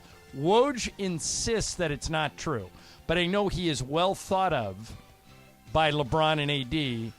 That's the dots people are connecting. Do you think there's anything there? When somebody says, I want to spend more time with my family, It's almost never true. Yeah, but I really believe Jay Wright. I mean, he's talking about hanging out with Father Philip or somebody from, he's staying on as some sort of advisor with Villanova athletic department. I tend to just take him at his word. He's probably done.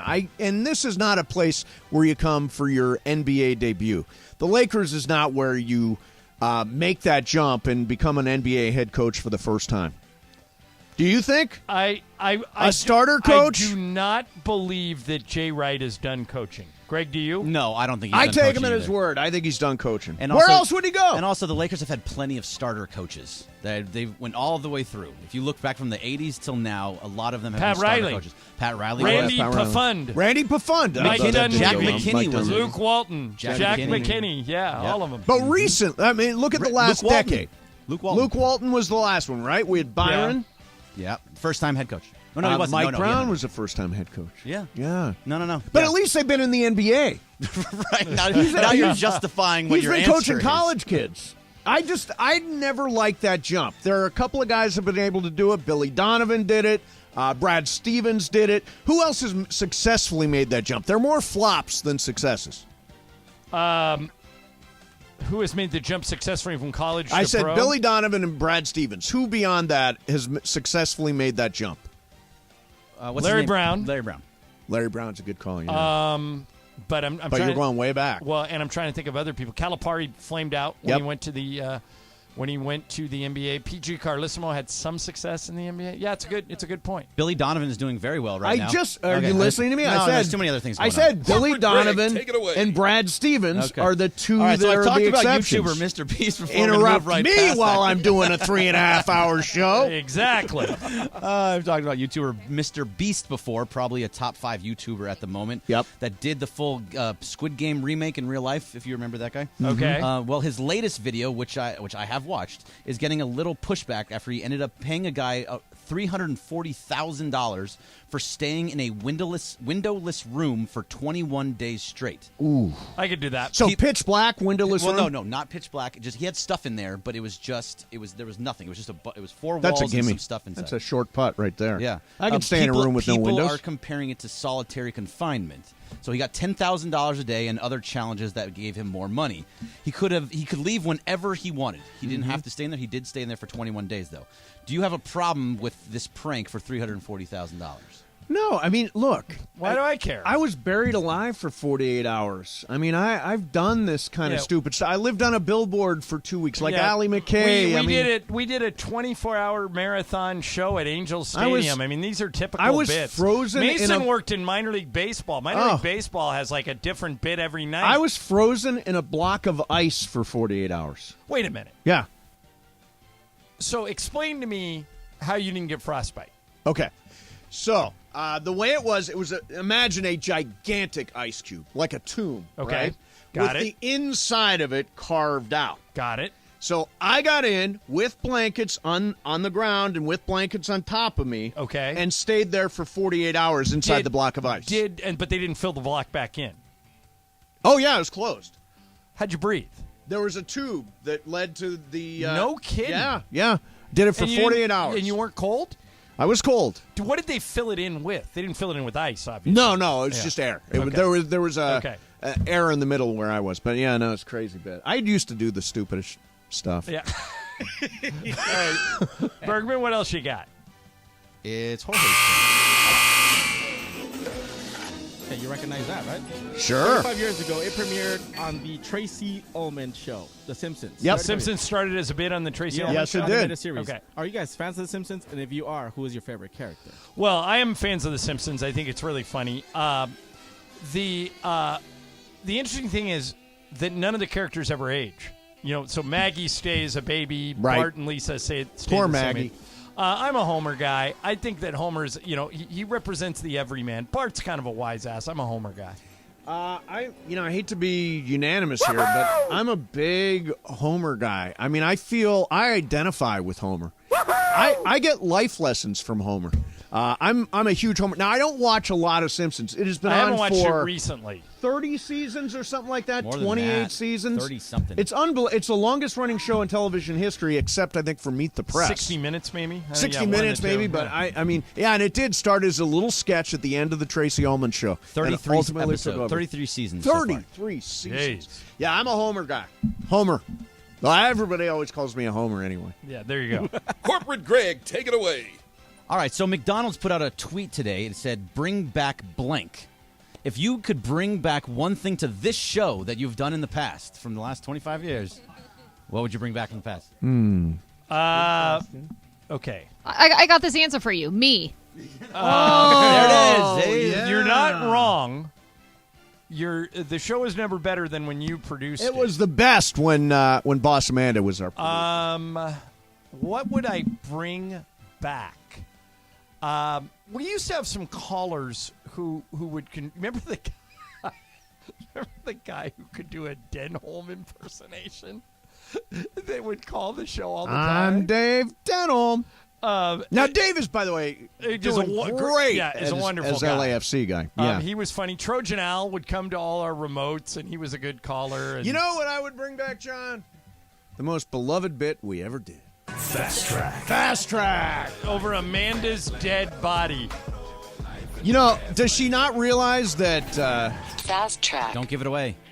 Don't give away that Jump Ball is just like Fast Track, only Greg asks the questions? Fast Track. Yes, very much so. It's all about imaging, Mace. It's all about telling people they're getting something different. And also, we tried to bring back Fast Track, and it did not work. Is in the there slightest. a difference between and Fast Track? What's the difference? What was the dling? That's the Tinder, Radio Tinder. Oh.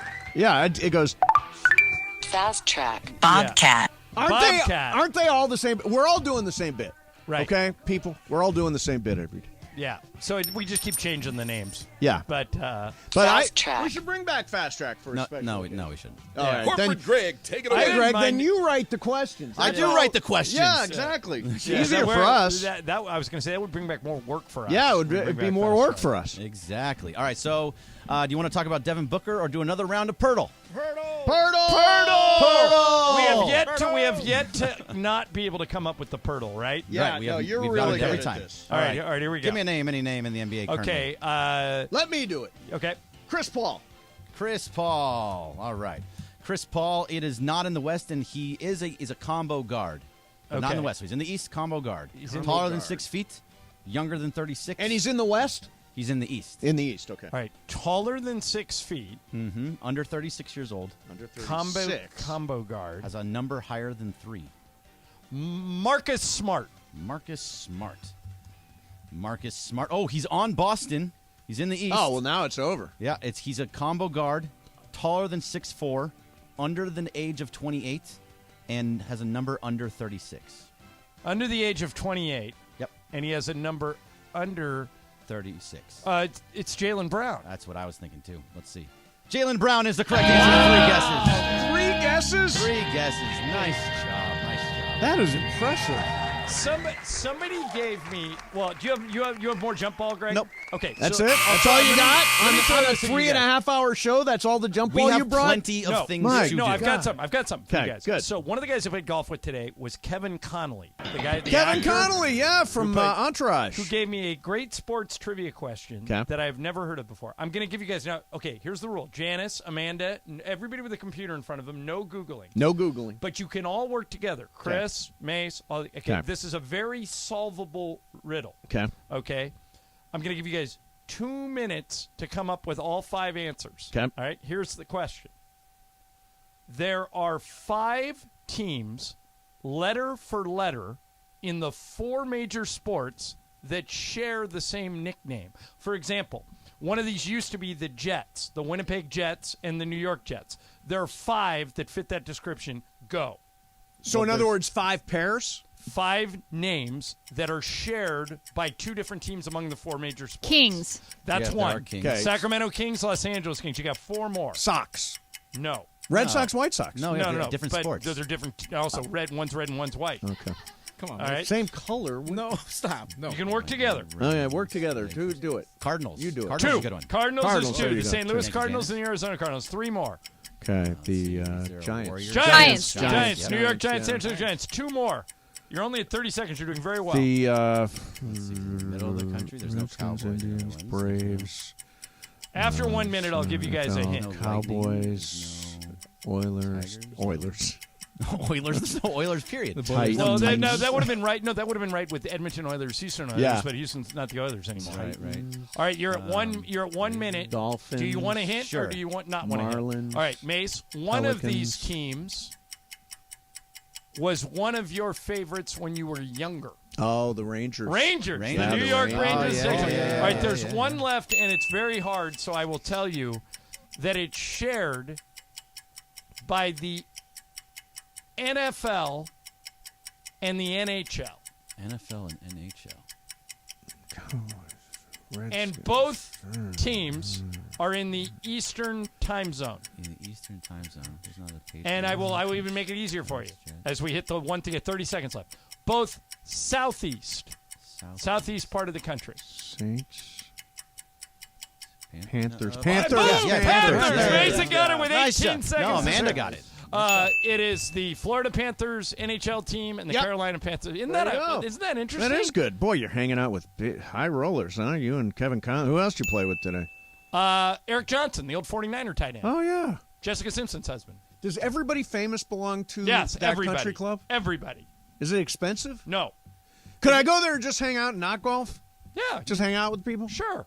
Like socialize? You'd like the food. The food's good. They play Full bar. They play pickleball up there? Sure. Tennis. Got to pick up pickleball.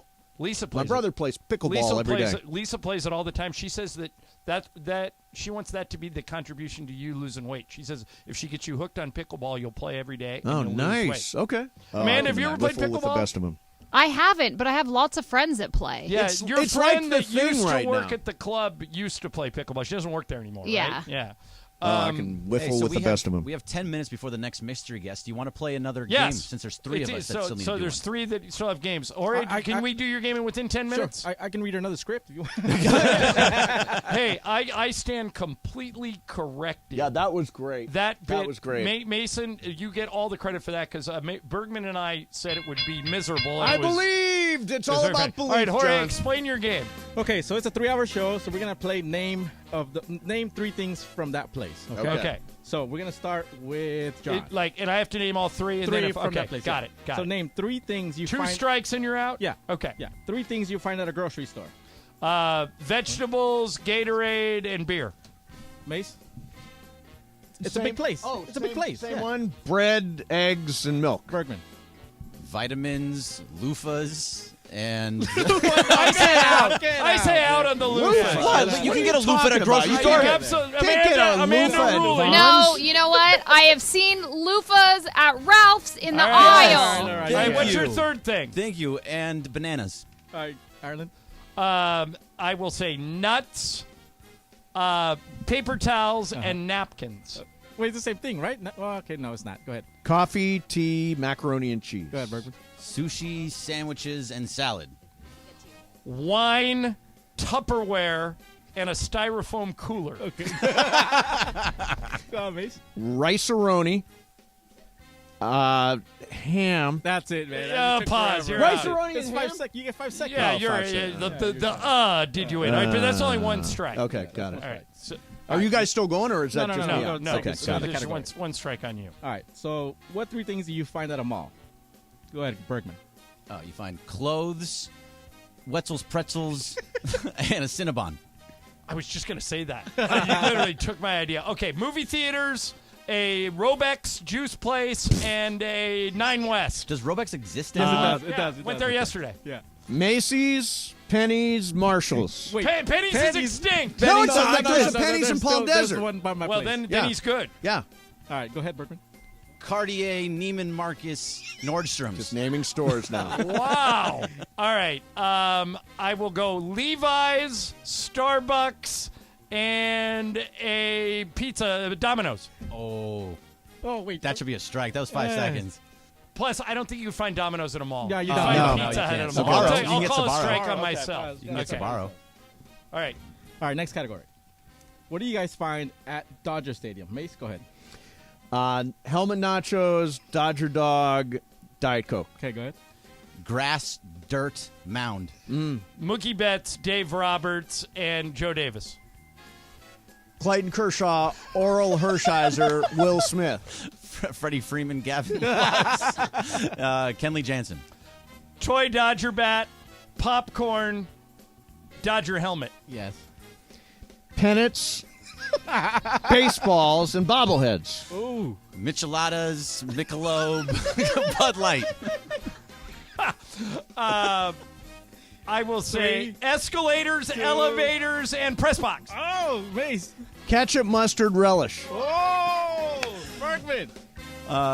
Beat writers, scoreboards, and wind. And what? Wind. There's wind. There's definitely wind. Wind is a thing. Wind is not a thing. tangible. You're All done. Everybody now has one strike. Yes. Okay. Okay, so Back to me to yeah. start. What do you find at a radio station? Microphones, earphones, and windows. Phones, iPads, and Lysol wipes. The letter Q key, the letter W key, the letter E key on the. Why does that not count? I find all 3 of those things. I'm looking at it right That's a now. garbage call. Ruling, Amanda. All 3 of them are here. No, I see it in the out. radio No. station. No. Oh, come on. Bergman's out. All right, it comes down to Yeah. Mason. Jeez. That's good because you won the first game anyway. Yeah. All right, Jorge, what's next? What do you find at LA Live? Me or Mace? Mace. Katsuya, Smashburger, Yard House. Starbucks, ESPN LA, Microsoft Theater. Laker jerseys, gigantic screens, and pavement. I say Laker jerseys is out. They're across you're the right. street on the other side of the street. wear them in LA Live. What do you guys say? What do you guys say, Amanda? Greg? The store is across Have the you street. ever gone to a Lakers game? That's like you saying Everybody win. in LA Live is wearing a That's like you Lakers saying win. jersey. John wins. That's it. Game Oh, over. that's garbage. That's garbage. That's garbage. All right, Under protest. Okay, so I got 1 win and Bergman's got 1 win. We And got some more of and these. I've been screwed Mace. over twice. Yeah, but you get 2 more chances. Yeah, okay. Well, no, 1 more because one of your more, game. yeah. Take some of these AMA calls. Brian on line 1. Hey, Brian and Oxnard, what's up, dude? Hey, what's up, guys? I want to ask you guys a question. If everyone there working at ESPN Radio, you guys can answer this question. Okay. If there was a zombie apocalypse and you had to pick only 3 ESPN radio personalities to be part of your survival crew, who would you pick? Okay.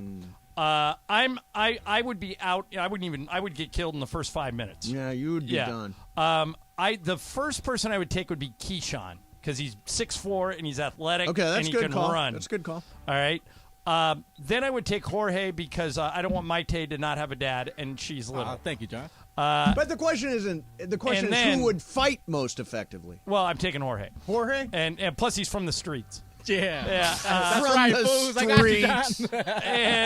and third, I would take Trish Kinsey because she's very nice, and I can't see her get killed by the zombies. Yeah, that's a good one. All right, so Mace, who are your three? Well, number one is me. You take yourself. I know how to use a shotgun. You're already going. A shotgun. You're already there. Already where? Yeah, you're already there. You have to take 3 people with you. Oh, take 3 people with me. Okay. I will take. You're out, man. I will take John Chin because he can run. That's true. Run 100 forever. miles or whatever. Yeah, he can run forever. I would take Bergman because he has camping experience. Yeah. Right. Maybe like getting weed on the campground or something. What camping experience do you have? Bergman, you can't. Oh, that's true. You do that trip every You year. got a little wood-fired camp, and boss Amanda because I'd have to save her because she's our boss. Well, are you kidding? Amanda would last longer than you. I would. There's no doubt. Amanda. Amanda's What? a I have survival survivor. skills. I can change a tire. I can change the a oil tire. on my car. I can't do that. You change the I oil on your camp. car? Do you Wait a camp? minute. I don't believe you camp. I think Yeah. you might Oh, glamp. ask no glamping. Ask Chris Morales. Yeah, With ask these who? guys. With I who? camp. My family. We've been camping since I was a kid. I've met your mom and dad. They strike me as people that would No, put they're you up in the motel. no, they're campers. They strike They're me as campers. campers. Yeah, they strike me as campers. Yeah, I Boss Amanda, I think you'd survive. when I became an adult, the greatest thing ever was I also know how never to had use a shank. Never ever oh, I like it. Where you been? Prison yard? She knows how to use a shank? Yeah. All right. So we have another mystery guest coming up, but Chris Morales would like to speak. Chris, hi. Wait. Let's reset Let's the bit. reset the entire thing. No, let's reset the bit for promo purposes. 3 people that are on the radio at 710 ESPN. So that includes talent, producers. Does Jorge count? Yeah, he's a producer. Okay. So do it again, John. Okay. Only people but I on will- the air. I Yes. would only have to change one. So I already said Key. Just start over Okay, for the Key, material. Key, Jorge, and I would take Michael because Michael would find a way to survive in We any could talk his apocalypse. way out of it. No, Yeah. in any He'd apocalypse. complain about everything. No, Oh, my God. He would never. He would- he would I'm never not change leaving my clothes. house. Right. He would never leave. He would not, so I'll take those 3. Let's see. So it's the But yours- question is who yours- I would take, who would survive. No, yours are all good. You had a, you, No, it's not. That's why No, I'm here I resetting. went with John. I went with John. John, Shin. this is why we don't get along. Yeah. Okay. one of the many reasons. I'll go with Jorge because apparently he's from the streets. I didn't I'm even already know taken. that. I'm already taken. He's already taken. Okay. I'll take Laura, Sedano, and Cap. Why would you take Sedano? Taking the afternoon show. Why would you take Laura? I mean, honestly. Sedano. What's wrong with taking Laura? I'm just saying. Why would you take Why would you take Laura? I want somebody to talk to. She's a conversationalist. Oh yeah, she is. Now for the bit, let's find out Boss Amanda's 3. Oh no. All right, Amanda. Okay, so my 3 that I would take. Mm-hmm. Is the goal survival or just people That was supposed to be the Or goal. people you Okay, like. so the goal that you'd the goal wanna is hang out survival. with? Goal is survival. Yeah. Oof. This is tough. I'm a badass. I'll tell you that. I'm gonna go with Emily, actually, the producer for Travis and Sliwa. I feel like Emily could fight a few people. She's used to eating off the floor And, too. yeah, And, I she feel coaches water polo. she coaches No water polo. rules under the water. Yeah, That yeah, is you true. know. Yeah. Neither of you. Yeah, I don't blame you. I feel like you guys Yeah. would. We I would I'm survive telling you right with now, you Amanda, I guys. wouldn't survive for I 5 am minutes. badass, Amanda. Unless Kaplan, because like he'd be so annoying that people wouldn't. They wouldn't want to. The zombies wouldn't want to come Zombies would near just stay you. away. They'd He's stay so away. annoying. Yeah, the zombies would make fun of him. Yes, and then let's see, the third. I'd go with Jorge. Because he's from the streets. Because he's from the streets. Yeah, that's a good answer. Yeah. You guys are missing Alan Sliwa and Travis Rogers. The two of Oh, them Trav, would I would. absolutely Trav, I survive. would consider. Travis just Plus- waiting for somebody to feed him. No, but then you eat 'em Travis. There, see, that's why we reset the bit, so we No. can have that. Right. Okay? Travis, wait a minute. You're welcome, Chris. We just got a response from at Pizza Hut. No, really? They're one of our best sponsors. We No one love out pizza. Pizzas the Hut. Nobody out. This is the thing. So I'm down to 204. I'm not eating ESPN pizza, but if I had pizza, right. it would be Pizza Hut because nobody So, pizzas like the Hut. ESPN LA, Carlos sent out a tweet saying, how are Mason and Ireland surviving their commercial-free marathon with Pizza Hut, of course. Then they sent a picture of Jorge holding the Vote for Jorge Pizza.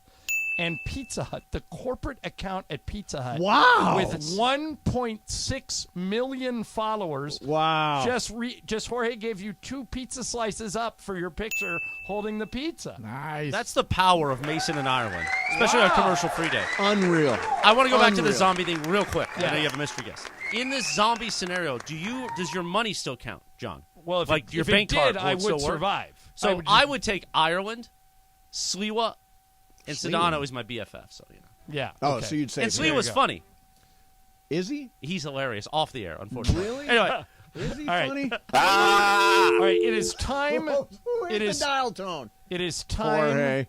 for mystery guest number 2, right, Greg? It is time for mystery guest number 2, and it is waiting. It. I don't want to say very he or good. she. They. All right, Mace, I went first last time. You go first this time. Okay.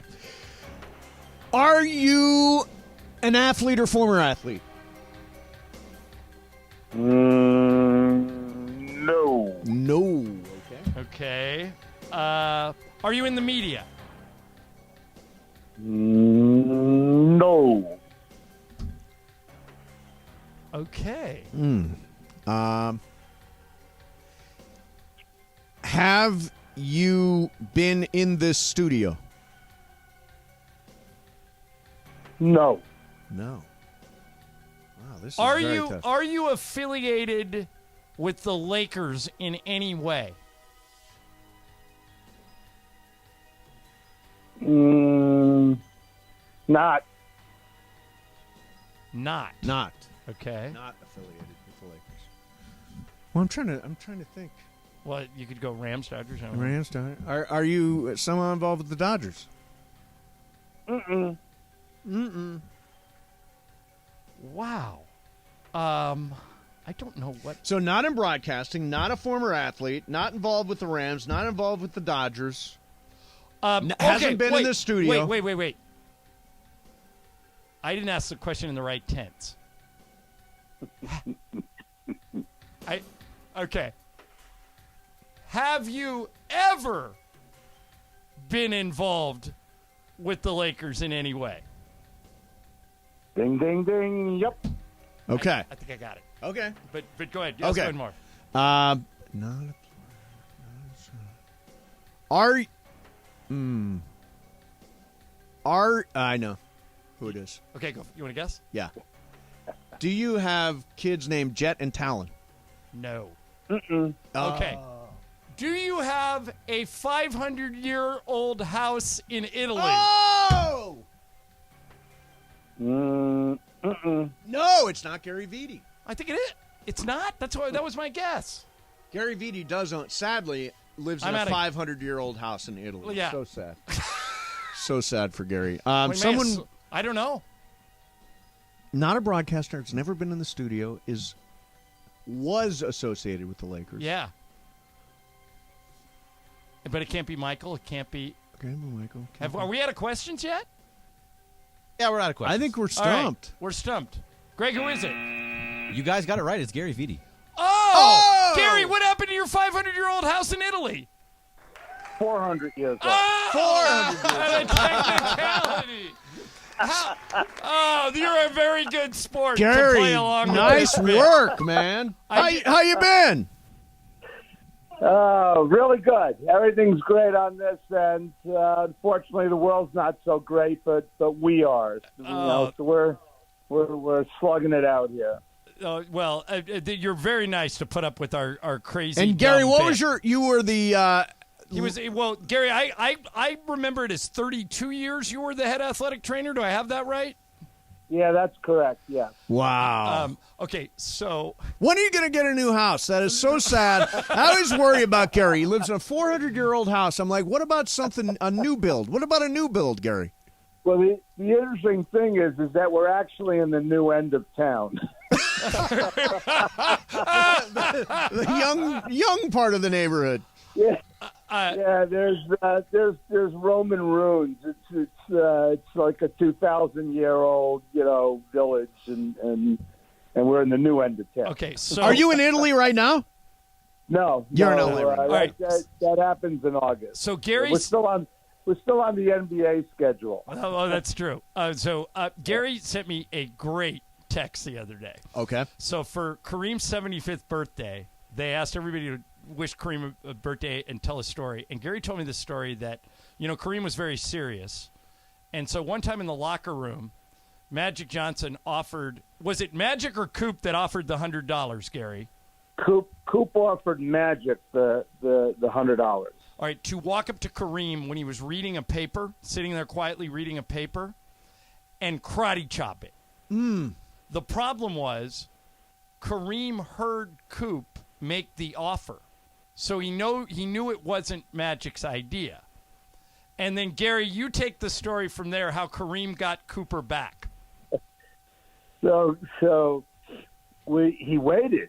I mean, he waited like probably a couple of months, okay? But, he really stewed on it, and he looked up after he did it, and he looked at Coop. He said, "I heard that, Coop."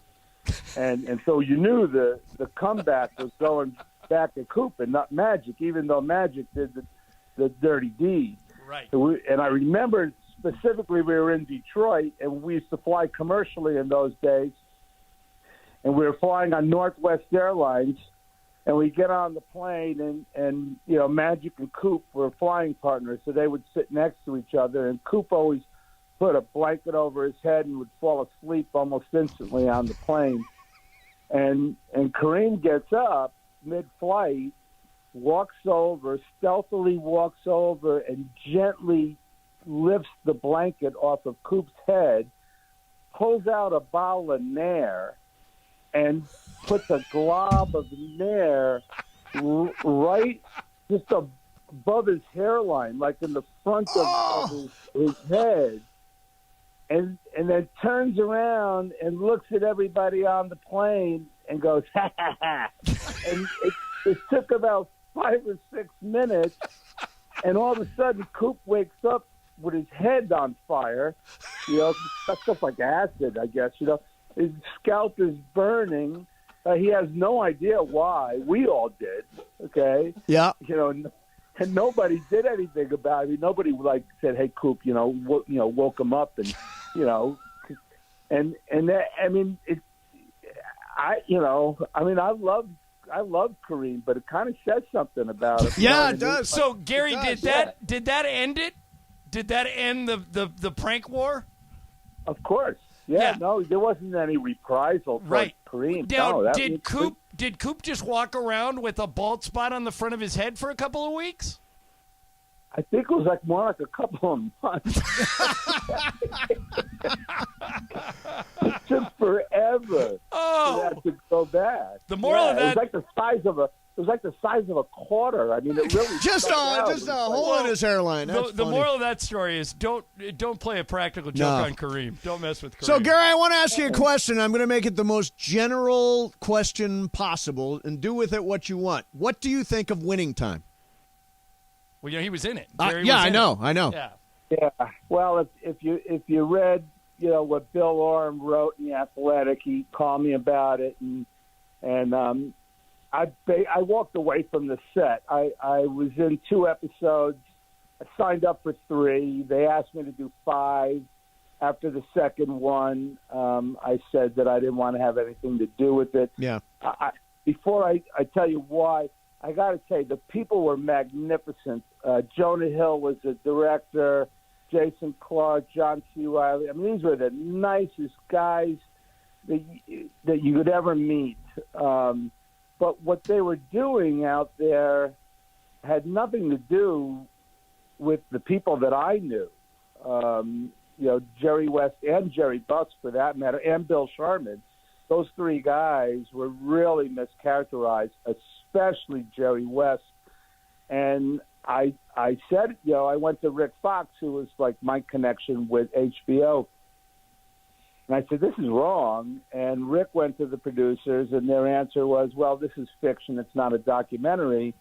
And I said, well, I really don't want to have any part of it. And so I walked away from it. Really nice people. Yep. I have a SAG card, so I made scale. I made some pretty good money, and I walked away for some really good money. Nice. But yeah, unfortunately, what they did with Jerry West was just I don't know. It's almost criminal. Yeah. Gary, can you still watch it, or did you give up watching it after your experience? No, I've been watching it, but it's one of the, like when you watch something and you got to get up and go to the bathroom, or you got to go do something, and you pause it. Yeah, I don't pause, so it's kind of. Okay. Well, you are a very good sport for putting up with our dumb radio marathon. Thank you, Gary. I know you listen from time to time because I'll hear from you. Most of all, say hi to Marta and hope to see you in person soon. Sounds good. Love you guys. Have a good one. All right. Thanks, Gary.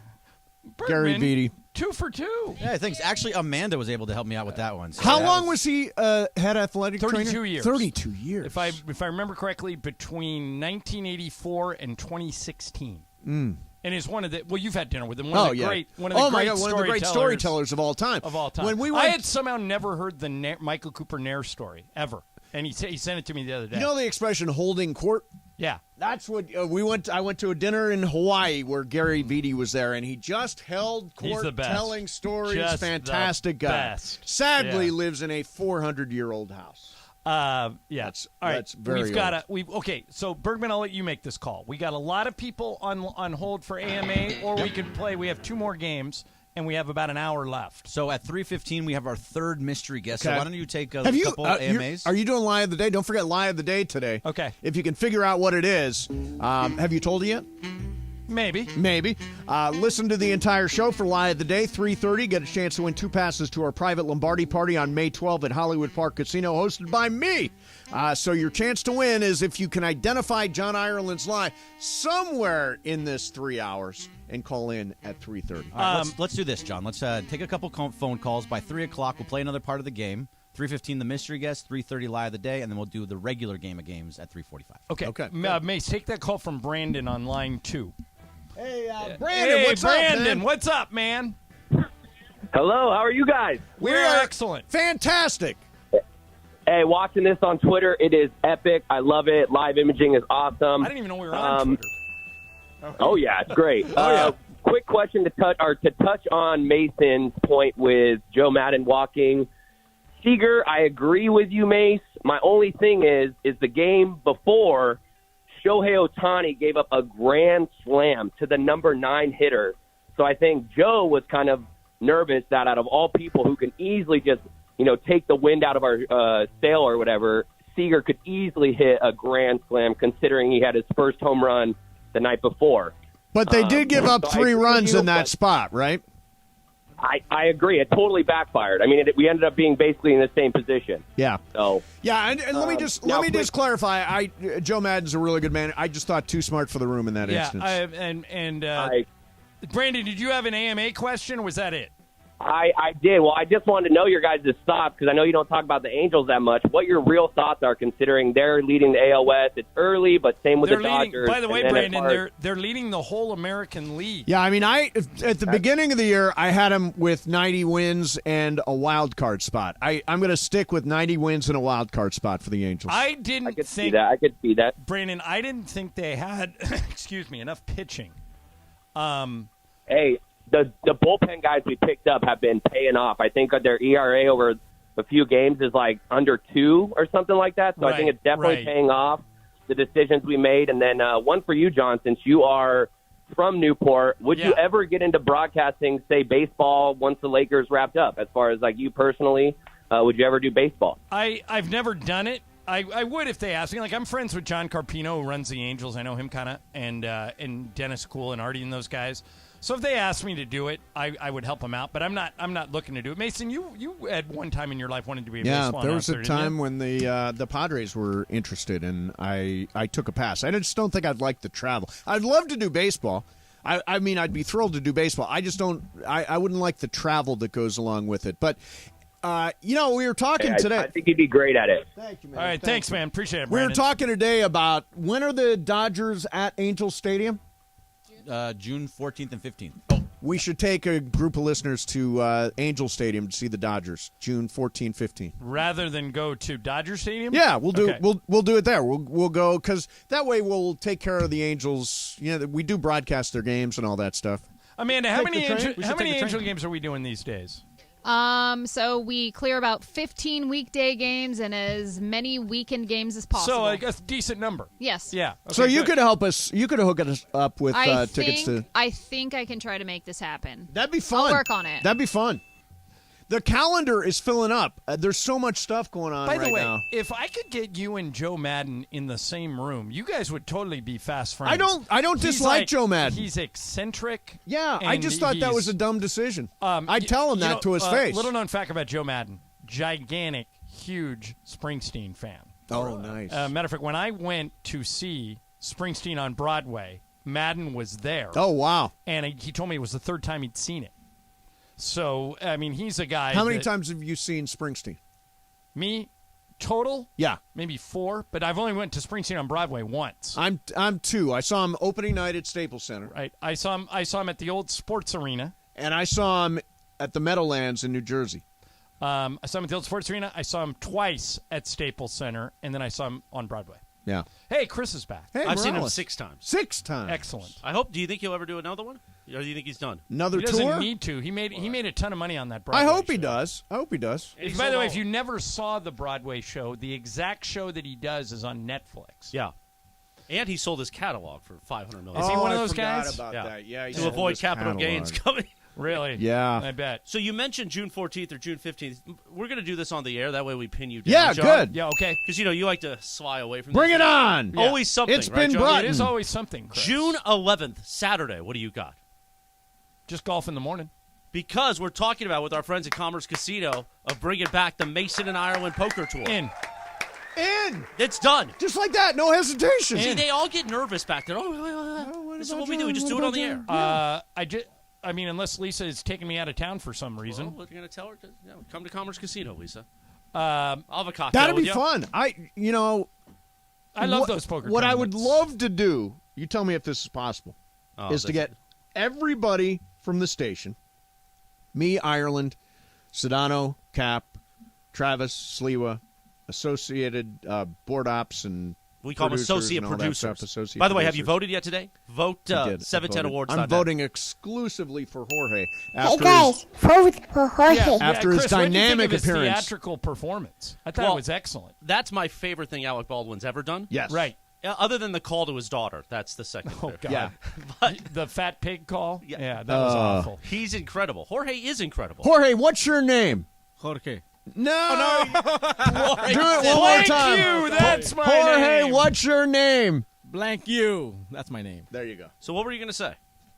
About It's what? all possible. Oh, your only thing was to get everyone there? Oh, it's to get everybody there and get them at one table, winner take all. So, in other words, everybody at a poker table. Well, maybe we could do it that day. That's the day to do it. So, everybody from the station around one table, let's see who carries the table. You see what I'm saying? Let's try. Okay, let's do it. Okay. Let's do it. What do you got? Thank you. Shirt. All All right, right, so what's the shirt? Because I got another bit, but what's the shirt? the Mason and Ireland Poker Invitational. That's left over from the old days. But you know probably. what? It has no data. Oh, it's the wrong casino. No, that's the right casino. We're gonna Commerce go to- Casino. Oh, is we're where going to go going. to That's where we're So going. did That's we where we already did it. have this shirt? We've done them at Commerce Casino. If you don't remember, Did you not remember when I knocked you out the last I time? do. Yeah. I do. and we did the Mason and Ireland roast at doesn't Commerce re- Casino. But we He still doesn't- have the He doesn't T-shirt? remember what he ate last night in bed for dinner. What did you eat last night in bed for dinner? Let me think. Was it Spaghetti good? and meatballs. No, you didn't. 100%, 1,000,000%, 1,000%, yes. How much Parmesan cheese was in the sheets this Lot. morning? No Parmesan cheese in the sheets. A grated Romano? Couple of red pepper flakes, That's a maybe. good wait. That's a good rule in general, don't you think, Chris? No Parmesan cheese in the sheets. Well, it depends on what. Maybe you're doing something exotic. Anyway, you're listening to KSPN Los Angeles, KRDC Pasadena, Los Angeles, a Good Karma Brands radio station. Hit it, Jorge. On this day, April 21st, 1982, the series finale of WKRP in Cincinnati aired. All right. And I hit the post. And, okay, so the question is, How many characters from WKRP can you name? Chris can do more than you, I bet. Chris? Yeah, I think you I'll can. start, all right? Herb Tarlick, sales manager. I couldn't pull that. That's a good pull. Okay. Dr. Johnny Fever. Venus Flytrap. I love Venus I was going to Flytrap. go Venus Flytrap. Okay. I'm out. Well, who'd Lonnie Anderson play? I can't think of What was her name. Jennifer, the receptionist, but I don't Jennifer. remember her last name. And then Bailey. Bailey was the cute one. Yeah. Like adorable. Was Jan Smithers. And who did the PD? Yeah, the PD was Andy Sankey. And what was his name? What was a PD? See, Amanda, no one remembers the PD. Thanks, John. When you were producing, everybody knew you. Yeah. Yeah. That's a But great. I get paid a lot more now. That's true. Now, how realistic was that as a show about a radio station? Well, we all work at a radio station. I know. so That's why I'm asking. We left out. What's the real? Was it How real? Do you between think? the three of us did we leave out Les Nessman? Oh, Les the turkey Nessman. drop. yeah. The turkey drop. Yeah. I did that bit. So No, you didn't. Where you dropped the turkeys out of a helicopter? You never did that. 100% did it in Toledo. I did every stupid trick. I was dunked anybody in get hurt chocolate. by a I was turkey? dunked in nacho cheese. We did a turkey drop. Were you dunked in nacho cheese last night? No, listen. All right. So you remember there was a bit where Les Nessman is reading sports scores? Yeah. And he says, in golf, Chai Rodriguez has a 3-shot lead, and Les Nessman hits the interrupt button, or Johnny Fever hits the interrupt button and goes, Les, Chichi Rodriguez. And Les Chai Rodriguez, and Les Nessman gets mad at Dr. Johnny Fever and goes, Mr. Rodriguez will tee off at 8. There you go. Maybe Very the good only show. sitcom about radio ever. Mason and Ottawa continues now. News radio. was News very radio, good. yeah. It was very There was good. Gary Unmarried with Jay Moore. He did a radio show. Oh, that's Sports right. Did radio. he? Oh, didn't now remember you're that. going to get Yeah. him all started on No, Jay I'm Moore. not. I No, he like likes Jay. him now. No, and Jay Jay listens and to I the show totally now. patched everything up. I Did like you Jay. really? Yeah. Yeah, He's I one get of the best. I get texts from Jay all the time. He's Yeah. a great human being. Weirdly, we patched it up the very last Lakers game before the pandemic, which was that Milwaukee game. No, The one where they lost The to Brooklyn. second to last. or- The- they the- lost the- to Brooklyn, or they beat Milwaukee. they beat Milwaukee. Okay. That's the night. Everybody Yeah. was there that night. The pandemic. Pandemic. So Game time. Game time. All right, Game whose time. game? Yours or Mason's? Whoever you want. I can go. It's you fine. make the All right, call. you go ahead, Greg. We'll All right, we'll can play you- Mason's game can you for keep gaming track games. for me? Yeah, I got Amanda? Okay. All right, this is a game of Who Am I, but it's a station edition. I Okay. walked around and texted people all day Name today. is your buzzer? No. Everybody will get to take a guess. It's okay. a multiple choice. Okay. All right, so my first job, so this is Who Am I? My first job was as a crossing guard. Is it A, Travis, B, Sam, C, Trish, or D, Tommy? John, you can go first. Oh, you're making it harder with 4 choices. Yes. I'll take Sam. Okay, that's B. Mason. I will take Trish. Jorge? C. Trish. The answer is B, Sam. Sam's first job was as a crossing guard. All right, 1-0. All right, number 2. I was bit by a squirrel on the beach at the age of 10. I know this one. Oh, yeah. Is it A, Travis, Yep. B, Carlo, Yep. C, Amanda, or D, Morales? Well, Mason knows. Let's see. You can go last then, Mason. That's Carlo. B, Carlo? Okay. Jorge. Amanda. And John. Travis. The answer is C. Amanda was bitten Oh, by a yes. squirrel Oh, on the beach Jorge at on the the age board. of 10. I heard the story before. It's a good story. That's pretty funny. How does that happen? Yeah, how does a 3. squirrel just rush out to the beach and bite Amanda? No, Amanda? I'll give you the story real quick. Okay. So growing up in Orange County, we used to go to the beach in San Clemente, and there's the train tracks down there. And so because there's rocks from the train tracks, there's squirrels. So we'd feed the squirrels. I was feeding the squirrel. I turned away, and I had food in my hand, and he bit my finger and pulled his tooth through my finger. Wow. If I look at your finger now, is there a There's mark? a line. Is there? Yeah. Did you and have to get a rabies shot? Oh, yeah, I had to get a rabies shot, and they had to check to see if, like, bubonic plague and all Oh, that. yeah. Or Yeah, any check of those for the plagues plague, or a little anything plague going check. through. Yeah, all that Oh, stuff. yeah. Yeah. Yep. Okay. It's fun times. Wow.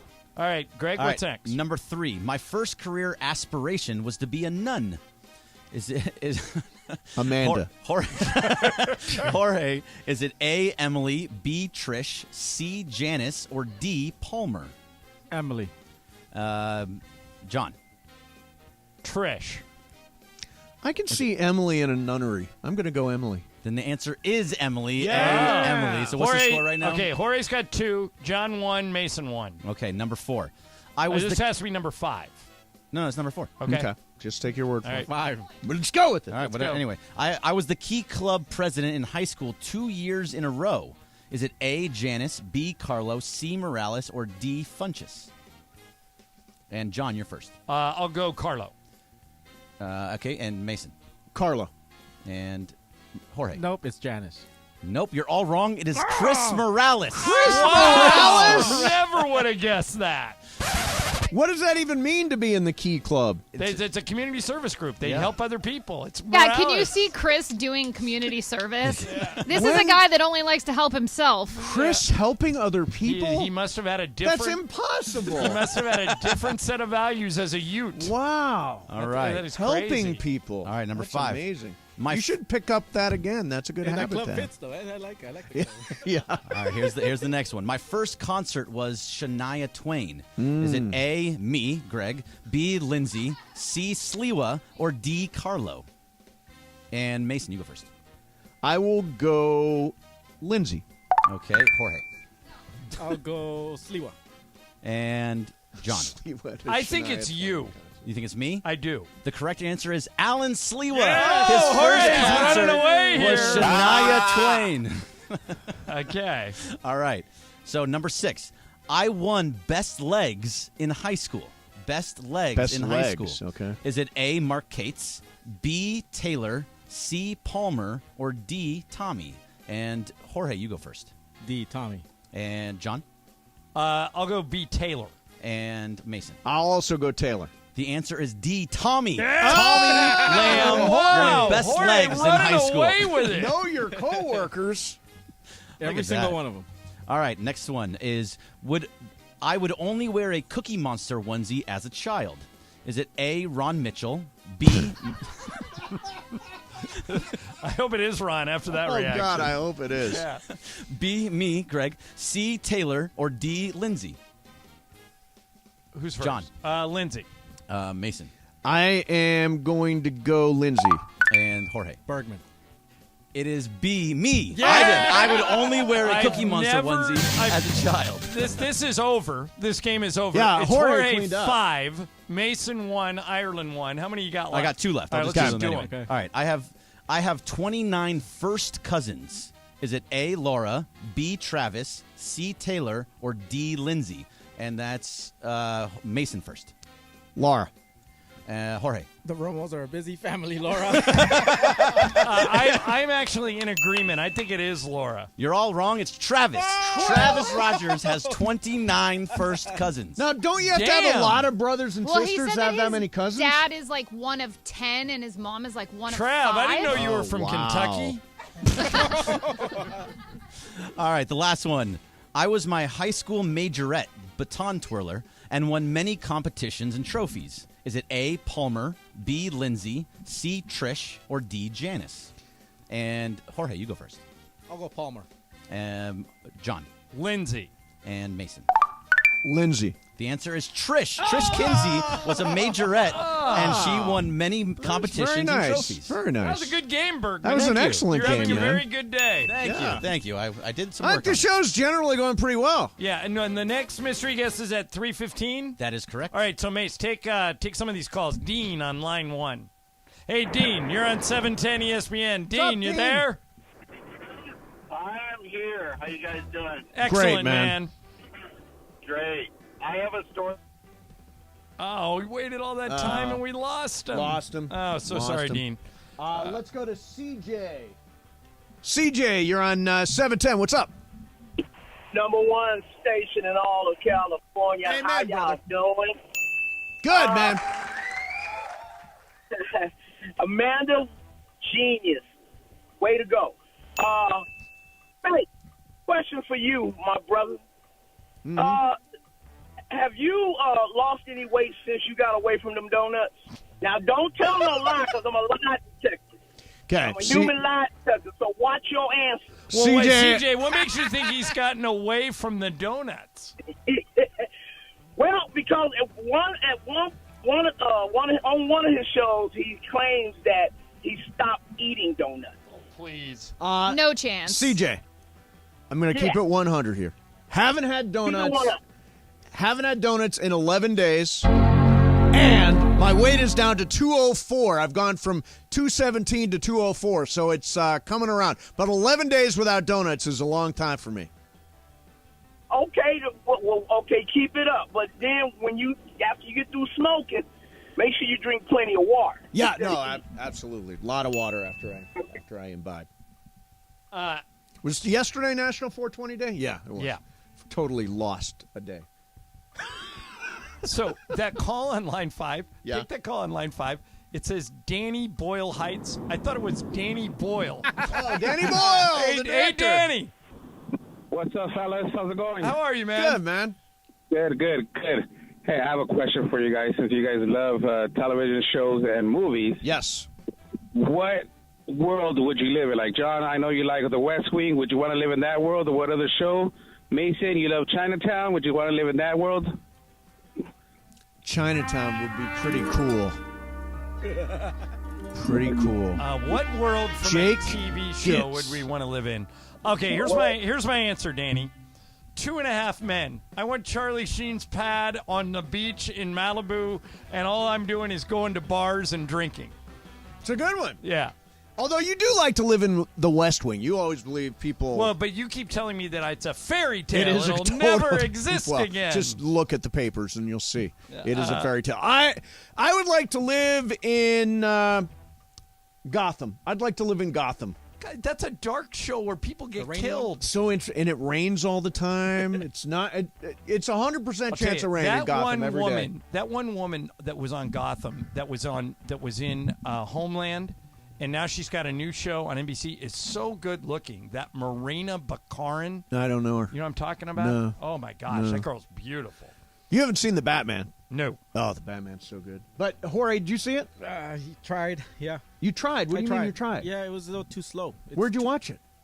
Did you walk out of a theater? No, it's just a little too slow for me. It's on HBO Max now. Yeah. Oh, is it on Yeah. HBO? Oh, I got to look at that again. I just went in and watched an hour of it randomly a couple of weeks ago. I saw the first 20 minutes and I thought it was a little too slow. Oh, dude. Yeah. You miss out. Bergman, what did you think of it?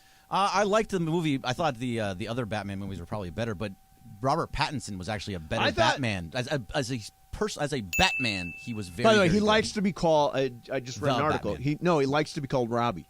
Robbie? Yeah, Robbie. No, Pattinson. I thought you were going to say our Pat. No, Robbie It's Pat- Pattinson is what he likes. Robbie. Come on. All right, Okay, I want to. Phil in Whittier has got a question on the AMA on line 7 if you want to take him. Hey, Phil, what are you doing, man? Hey, what's up, guys? Hi, Phil. Good. Good. I got a question about a pitch count. Pitcher's pitch count. Yeah. When we see it on TV, they show us balls, strikes, total. Yep. Now, if a foul ball after 2 strikes is neither a ball or a strike, do they count it? Yes. Yeah, they have to. It's for each pitch thrown, even if it's fouled away. It's considered a strike. Okay, Yeah, so they don't because count it the as a pitcher, total. Strike. the pitcher is exerting a. Now, will they call that a strike? Will that go in the strike column? Not if there are two it strikes is. already. No, but it's a strike if you fouled it Am off. I not right? up? There is. It is a strike. It is absolutely a strike. So a because foul ball is recorded as a strike. As a Even, strike even in if I your- foul off 5 in a row. Even if you foul off 5 in a row, it is considered a strike. It doesn't go against your count. So if you have 2 Okay, strikes, got it doesn't go Yeah, against your but count. it goes counts against as a strike. your pitch count. Correct. Yeah. That's actually a very good question. Good Phil. question, Phil. I never knew that myself. I never knew that. That's interesting. So I wanted to, first of all, reminder, lie of the day. At any point today, John Ireland could have or will tell a lie. And you can win if you identify it at 3:30, about 15 minutes from now, 2 passes to our private Lombardi party on May the 12th at Hollywood Park Casino, hosted by me. So you know it'll be fun. Rams souvenir, chance to win Rams autographed merchandise and more. Again, if you can identify today's lie of the day at 3:30, that is your chance to win. By the way, AMA, you can tweet us at Venice Mace, MASE, at LA Ireland. You can call 877-710-ESPN. We'll answer just about anything. Just about anything. Take that call from Gary on line 9. Hey, Gary. You're on 710 ESPN. Hi. Hey, gentlemen. How are you doing? Hey, never better. We are excellent, Gary. How are you? I listen to your show all the time. Thanks, Appreciate man. you two guys. Thank you. A quick question for you. Now, John may know this. If you know the answer right off, don't give it away. Okay. Okay. What is the Guinness World Record for the most consecutive free throws made without a miss? I think I do know it. Are you talking about in play or in an NBA game, right? No, just someone sitting there shooting free throws. I do not know that. Take a guess. You guys will not come close. Okay, I will say 150. No, it's got to be more than that. Gary, I'm going to say... That's so hard. I'm going to say 715. More. Really? More than 1,000? Higher. Not more than 2,000. Higher. No! Jorge, what is it? 5,221. Holy... That's unreal. Most people, just like you gentlemen, even though you're familiar with basketball, will never, if they don't know it, they'll never come close. Oh my gosh, that's crazy. Check it out. Ted St. Martin took him, I think, about 8 hours. Wow, that's amazing. That's an incredible number. That's an incredible accomplishment. I obviously could never do it. There is a player named Michael Williams. Michael Williams. Who played for Minnesota, and he made about 100 in a row, just under that, like maybe like 95. Yep. He made somewhere in there is the NBA record. Steph made 80 in a row before he missed one. He made 80. Yeah, but that's why I know the Michael Williams thing, because it was more. Yeah, how do you even do that? How do you get that good at it? Well, there are guys. Here's the most amazing thing to me about free throws in the NBA. Do you know who the NBA all-time leader in career free throw percentages? I'll say Steve Nash. You're close. He was very good. The answer is Rick Barry. Rick Barry, shot 90% from the free throw line in his career. And now there may be a couple of guys playing now. Like I don't know if Steph is right. Shot underhand, right? Yet I had Rick Barry on a show once, and he's kind of a crank. He is a crank. He hung up on me once. He's a jackass. The strangest thing is, Rick, I hope you're listening. His son Brent. Yeah. Is completely opposite, like the greatest guy ever. Oh, yeah, no, Brent's cool. Yeah, he's like the best guy, and he's great on Brent the air. and John, both. Yeah, awesome. Yeah. But I asked Rick once, okay, why has no one ever done it since you did it? And he said, they don't think it looks cool. There was a moment in the winning time. Who was that? That was Rick Barry. That was Rick Barry shooting underhand. Yeah, and Juan asked me the same question. He said, if that's easier, why don't more people do it? And I said, it's because it doesn't look manly. I was talking to Conley and Johnson about this today. I said, if wearing a pink tutu would improve my free throw percentage, I would do it. Why do I care what it looks like? Kareem asked once why people haven't copied the skyhook. Right. He said they don't think he said they don't think it looks good. The skyhook looks great. The sky looks fantastic. Yeah, and it works. Yeah, I don't know why anybody wouldn't try and take that. Yeah. 805 Raider wants to know, tell us about the first time you got super baked. Well, I never have been, so that's for you. So I was in New York, and somehow Sue found... I'm not going to tell the story. Okay. I can tell mine. Okay, good. Crazy. Yeah, do yours. So maybe you'll encourage me to do mine. I was pretty young, but my brother got me. He got me really super stoned off of a. Your brother, the bong. weed attorney. Yes, he got off of an acrylic bong. It was about 3 feet tall, and all I did was just bong. Yeah, and all I did was clear it, and I got so high. I was reading the comics and had those big things of red vines next to me. You know, the big circle. Yes. And I just sat there eating it over and over again, and just reading the same comic without moving at all. Eventually, he comes up to me and he puts his fingers over my head and says, all right, I have this necklace. I'm going to make you feel better. And he starts putting it over. And as he gets close to my eyes, I think I'm blind. I actually thought that I went blind and started covering my face and like screaming and crying because I was so upset. How old were you? I was 14. Oh, God. Yeah, and it was terrible. Well, I ended up passing out on the stairs, and he decided to mess with me even more and said that I was a Jurassic Park and would step on each step really hard and go, roar! And I would shiver every time. Mace, when you were in a fraternity, did you ever fall for the atomic sit-up? Yeah, no, I never did. I saw that coming a mile away. I was lucky that my friend fell for it first. Jorge, you know what an atomic sit-up is? I don't. All right, so this happens in fraternities all over the place. So they'll wait for a young guy, like a pledge or somebody who hasn't been around for a long time, to go walk into a fraternity house. And there'll be a bunch of guys, maybe 7, 8 guys in a semicircle around a guy trying to do a sit-up. Mm-hmm. And the story is that if you close your eyes and have people yell loudly into each ear, got to have your eyes closed, and you have to have a guy yelling in each ear, that you will be unable to do a sit-up because it messes with your equilibrium. So, like Mason and Greg and Amanda would be around me yelling in my ears, and you would walk in, Jorge, and I'd be trying to do a sit-up, and I can't do it. I said, Jorge, you should try this, man. It's impossible. So you get down. I go, okay, got to keep your eyes closed, and we're yelling both your ears.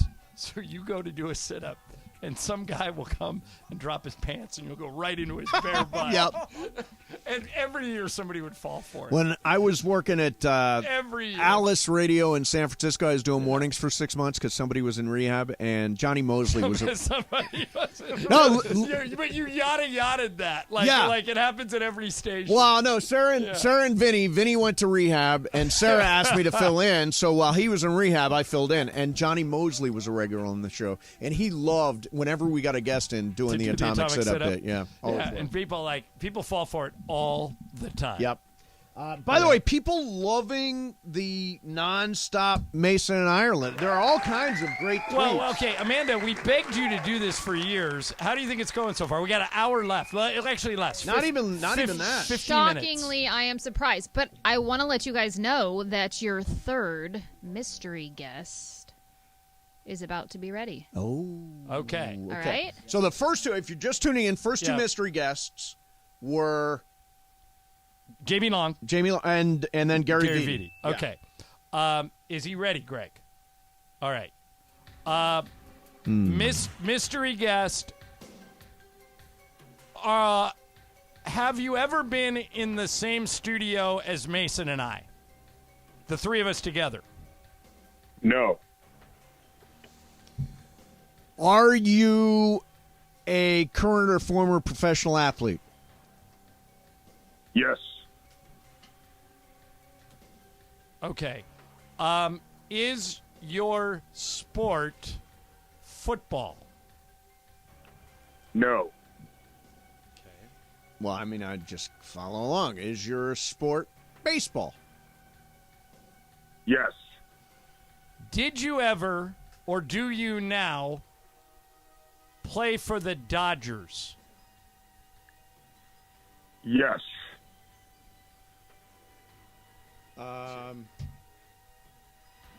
What the hell do I ask? I've got one if you know. Were you a pitcher? No. I think I got a good hit. I think that's it. You think that's it? Well, here, this. Do you now work in the media? Yes. I think we got it. I think we got it. Is there Karras? No. No. Oh, I think are you Jerry Hairston? Yes. J-Hair, how you been, man? J-Hair, I finally got it because you have such a great voice. And I said, this guy sounds like a broadcaster. And I play a lot of golf with Karras, so I knew you weren't Eric, and I knew you weren't Oral because you got that great booming voice. How are you, man? I'm doing really well. How you guys doing? Everything is great, man. As long as the Dodgers keep winning, I'm in a good mood, man.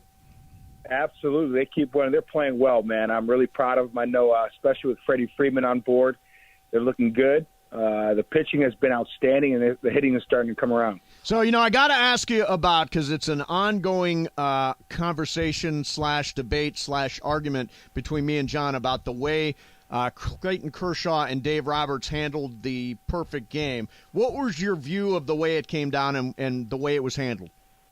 Well, I thought the way it was handled was really well. I mean, I got a chance to speak to Kershaw on the field shortly after.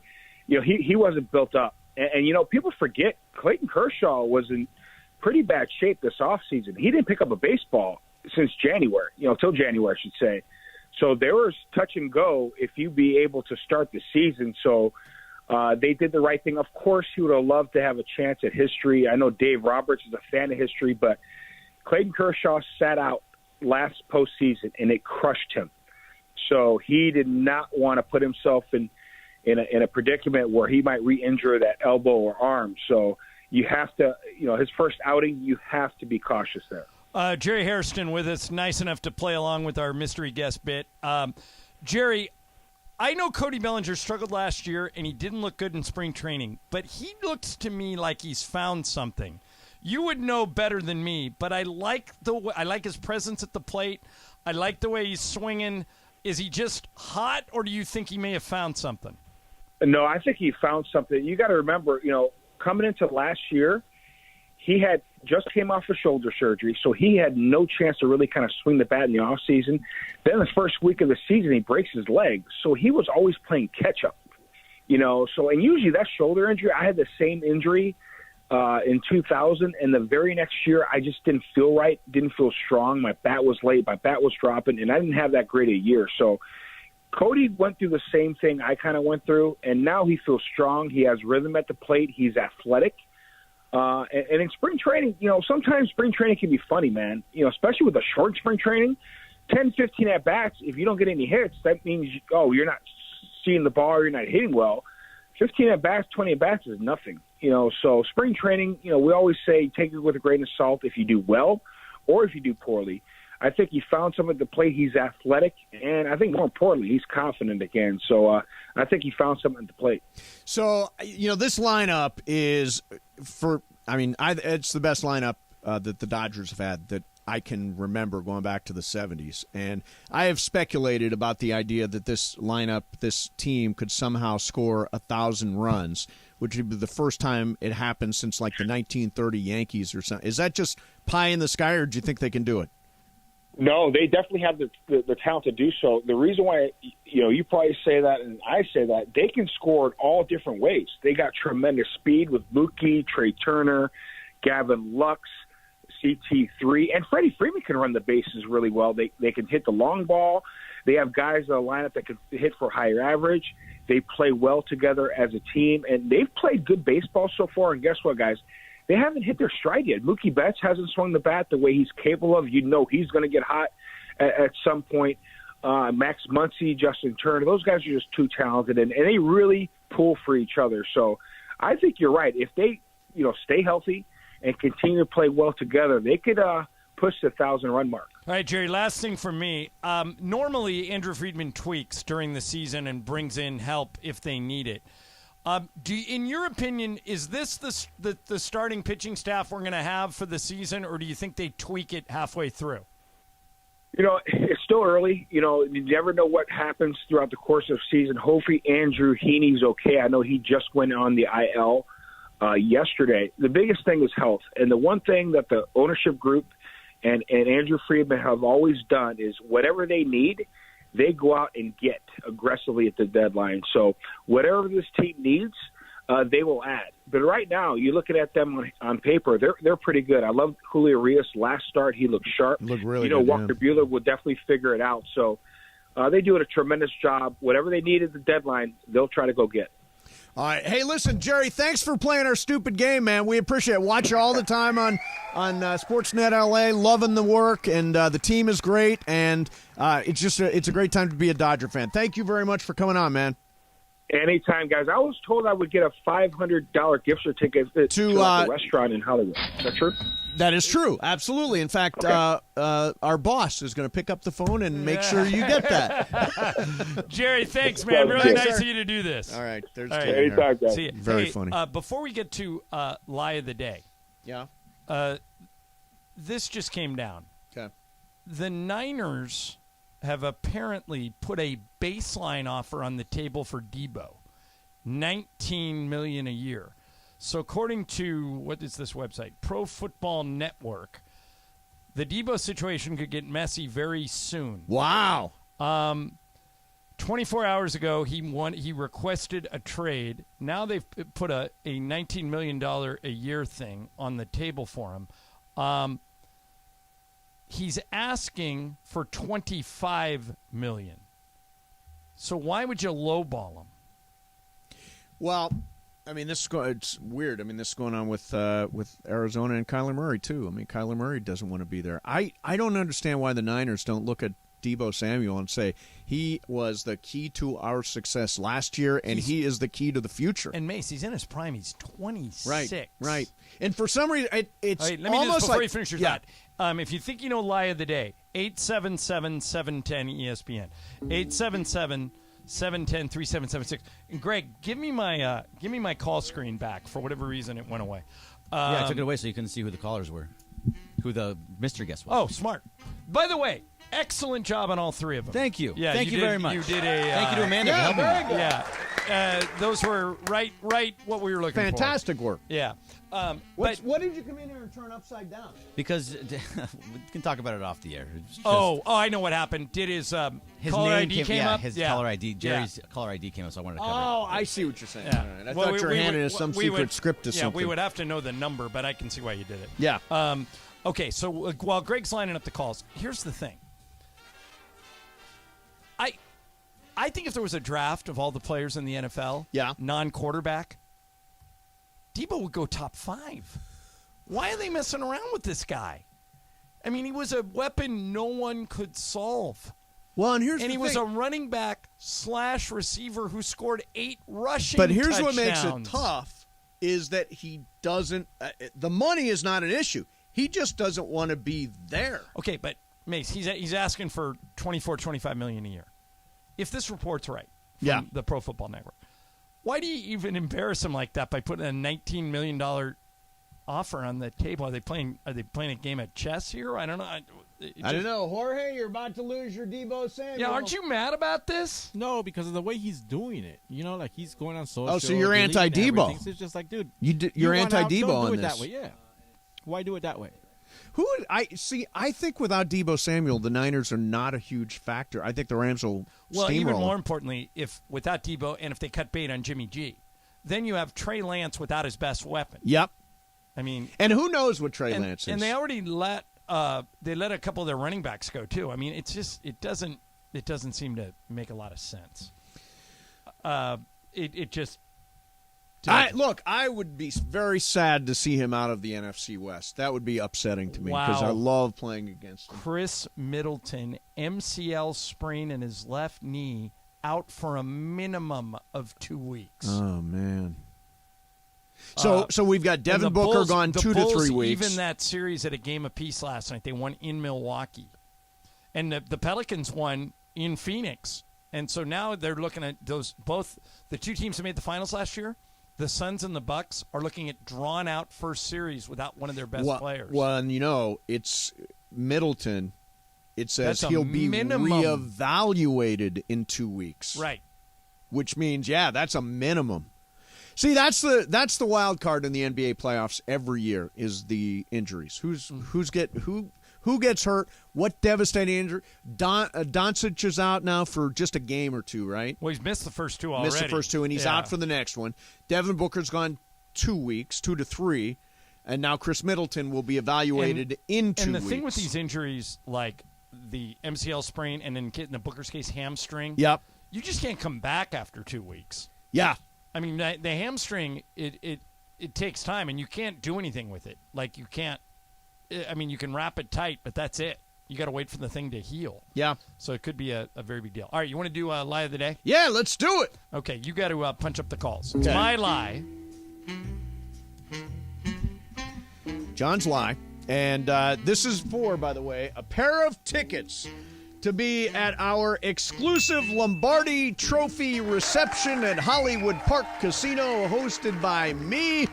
You will get up close and personal, get a picture with the Lombardi Trophy, the actual one. You get a Rams souvenir and a chance to win Rams autographed merchandise and more if you can identify John Ireland's lie. And I will just tell you right off the bat, I've got no friggin' idea. Jorge? Nothing. Bergman? No, he's answering We've phones. done so much talking today, I have no idea. Think about it. Proportionally, it's harder to determine the lie of the day because we've been on longer. More talking. Yeah. Yeah, more stories. More possibilities. All right, so we will start with Victor in Pacoima. Victor, you're on 710. Welcome. What's up? Hey, how you guys doing? Good, man. Hi, Victor. What do you think? What's the lie? I think I got it. Mason, you do not have a bug today. Well, it's my lie. It's John's lie. So, You're suggesting John Ireland doesn't have a stomach bug. No, yeah, I do. I do have a stomach bug, and I have not eaten. You guys, Mason's watched me. I've done nothing but drink this. He's Arrowhead all the way. Yeah. All right, good try, Victor. Let's go to Sam in Ukaipa. Hey, Sam. Hey, What's Sam. going on, man? Hey, what's up, man? Long-time listener here. I think the lies about that steak dinner, about this last caller that you just had, right? No, I don't even remember Yeah, what your boss was your... no, sorry. No. It's going to be tough. Yeah, we'll give one more, and then I'll give you a hint. Okay. Let's go to Ray in Fullerton. Hey, Ray, you're on 710. What's up, dude? Okay, first of all, I know this is John's lie, but I'm not buying in a block of ice for 48 hours. 100%. Yeah, I wish I had pictures of But it. Ray, Yeah. take a guess at what my lie was.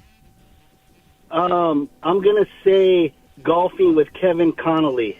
Nope, don't golf with him today. It's a good guess, though. All right. He picked that out. Here's my hint. Should I do a big hint or a little hint? Do a little hint. Okay. We got time. It has to do. I'll give a hint each time. Now somebody misses. My lie exists in the world of baseball.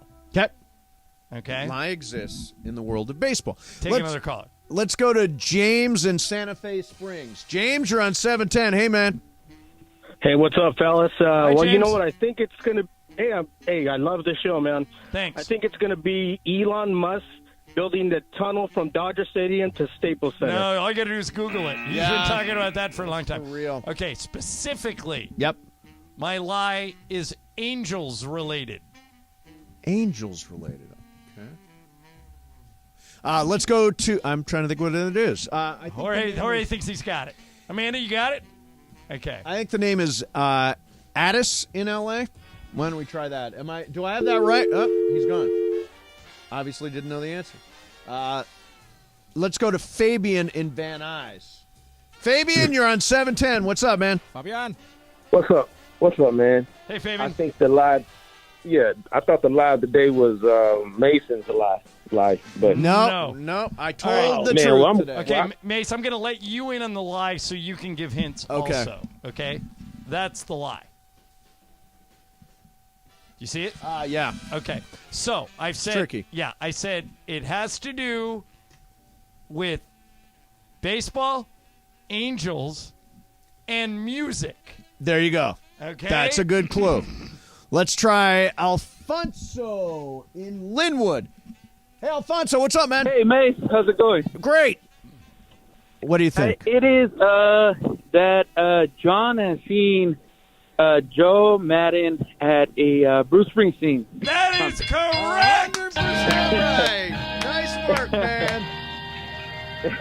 Joe is a big Bruce Springsteen fan, but I never saw him at a Springsteen concert. So, hey, congratulations, Alfonso. You're going to be at the big Lombardi Trophy reception at Hollywood Park Casino with me and the Lombardi Trophy on May the 12th, man. I'll see you there. All right, thanks, Okay, Alfonso. thanks, Hang on the Alfonso. line. Yeah. Okay. So, wow, that is a big story about Chris Middleton. No Chris Middleton, no Devin Booker for the next couple of weeks. Yeah. Looks like in the playoffs. And they're the two teams that everybody has forecast going to the finals. Phoenix, Milwaukee is Yeah. everybody's finals. That's my finals. My finals pick is Phoenix over Milwaukee. Now, who knows? Okay, so we have your game. Yep. And we have crosstalk with who is it today, Amanda? It's DeMarco and Kaplan. DeMarco and Kaplan. Yeah. Did I see DeMarco walking around here? DeMarco's been here. All right, He's good. been hanging out listening. Yeah. Okay, so we'll do crosstalk with those guys after we do Mason's game. We got to let Bergman get off the phone so he can play the game. Yeah. But he's wrapping up with Alfonso. But it is game time. Is there anything we didn't get to that we put on the list? I think there's several things we didn't The get Herb Brooks speech we did not get to. Oh, do you want to try it? Yeah. Okay. All right, so here it is. We were trying to figure out what is the most famous speech in sports. Okay? It's probably the Jimmy V speech. Yeah. But if it's not the Jimmy V, the biggest sports story of last century, voted on by Sports Illustrated and by everybody, was the United States upsetting the Russians in 1980 at the Olympics. In the semifinals. And Herb Brooks gave a speech. Now, Herb Brooks is dead now, and there wasn't any recordings of the speech, but Kurt Russell reenacted it. It's about 2 minutes. It's generally considered one of the best 3 sports speeches of all time. Here it is, Kurt Russell playing Herb Brooks in the movie Miracle. This is a speech he gave before the United States amateurs took the ice against a Russia team that had beat them 10-1 3 weeks before. Great moments are born from great opportunity. And that's what you have here tonight, boys. That's what you've earned here tonight.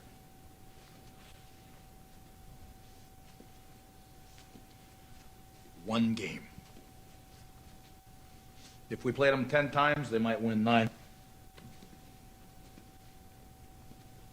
But not this game. Not tonight. Tonight, we skate with them. Tonight, we stay with them. And we shut them down because we can.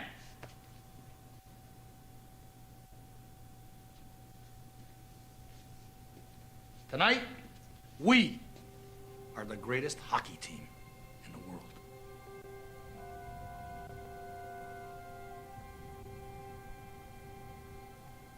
You were born to be hockey players. Every one of you. And you were meant to be here tonight.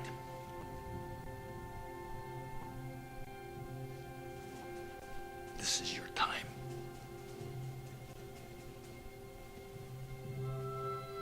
Their time is done. It's over. I'm sick and tired of hearing about what a great hockey team the Soviets have. Screw them. This is your time. Now go out there and take it. Man, it makes me want to go run through a wall. Yeah. Okay, so I've issued a challenge to everyone on the show. Yes. That took 2 minutes. Yep. For Kurt Russell to read that speech. I want to see if we can do it, any of us, in 20 seconds. 20 seconds? Or less. Okay. Do we have it written down somewhere? Yeah, I've got it. Okay. I emailed it to you, so pull up the email. I'll go Got it in first. the email. Bergman, you got a timer? Yep. Okay. As soon as I start, this is so stupid. As soon as I start talking, start the clock and give me a final number. Okay? Ready. Here we go. Great moments are born from great opportunity, and that's what we have here tonight, boys. That's what you've earned here tonight. One game. If we played them 10 times, we might win 9. Not this game, not tonight. Tonight we skate with them. Tonight we stay with them, and we shut them down because we can. Tonight we're the greatest hockey team in the world. You were born to be hockey players, every one of you, and you were meant to be here tonight. This is your time. Their time is done. It's over. I'm sick and tired of hearing about a great hockey team the Soviets have. Screw them. This is your time. Now go out there and take it. You did it in exactly 20 seconds. I got 19.8. Yeah. Nice. Good. It's really good. All right, Jorge, you want to try it? Sure. Jorge is. I mean, if I gotta. He's our best actor now. Yeah. Sure. All right. Greg, get the clock. I got it. All right. And here you go. Great moments are born from the great opportunity, and that's what we're here tonight, boys. That's what you've earned here tonight. One game. If we play 10 times, they might win 9, but not tonight. Not tonight. We skate with them tonight. We stay with them. And just shut up, Jorge, because you didn't make it. Stick to Glengarry Glen Ross. All right. Greg, you ready? Yep, let's do this. I got the clock. Mace, you got the clock? Yep, got it. All right, good luck, Bergman, whenever you're ready. Great moments are born from great opportunity, and that's what you have here tonight, boys. That's what you've earned here tonight. One game, if we played them 10 times, they might win 9, but they're not this game. Not tonight. Tonight we skate with them. Tonight we stay with them, and we shut them down because we can. Tonight we are the greatest hockey team in the world. You were born in the hockey players. Every one of you, and you were meant to be here tonight. This is your time. The time is done. It's over. It's time. I'm sick and tired of hearing about what a great hockey team the Soviets have. Screw them. This is your time. Now go out there and take it. That was 20 seconds. Nice. Oh, and yeah. Greg, very minimal pauses. All right, Yeah. Mace.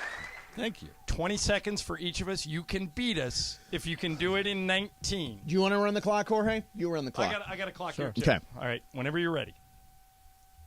Great moments are born for great opportunity, and that's what we have here tonight, boys. That's what you've earned here tonight. One game, if we played them 10 times, they might win 9, but not this game, not tonight. Tonight we skate with them. Tonight we stay with them. We shut them down because we can. Tonight we are the greatest hockey team in the world. You were born to be hockey players, every one of you, and you were meant to be here tonight. This is your time. Their time is done. It's over. I'm sick and tired of hearing about what a great hockey team the Soviets have. Screw them. This is your time. Now go out there and take it. 22 even. 22. So I'm Not slow. bad. Yeah. Not bad. You started even. off slow. Did I? A little bit. Yeah. But 21 plus and present in Arizona, Colorado, Connecticut, Iowa, Illinois, Indiana, Louisiana, permitted parishes only. Michigan, New Jersey, New York, Pennsylvania, Tennessee, All right. Virginia, Wyoming, or West So, Virginia. Amanda, king. what we've proven here is if we need somebody to read a really fast disclaimer, I'm your man. Yep. Okay? Got it. All right. And we don't even have to speed it up. No. Yeah. All right. The final game of the game. Now, what's interesting about these game of games is that They count. and Jorge won one, Mason, or I won one. You're the only one that didn't win. I'm the only one, and And you this can't is win my this game, one. so All I right, can't so win this what one. game do you have? Okay, we are going to play a game of size matters. So, I will give you 3 options. You tell me which one is the biggest, the oldest, the tallest. Greg's tongue says size doesn't matter.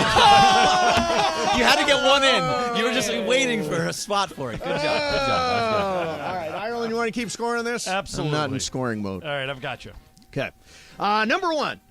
What is the biggest freeway in the country? Is it Highway 10, Interstate 90, or the I-40? Which one is the longest freeway in the country? John?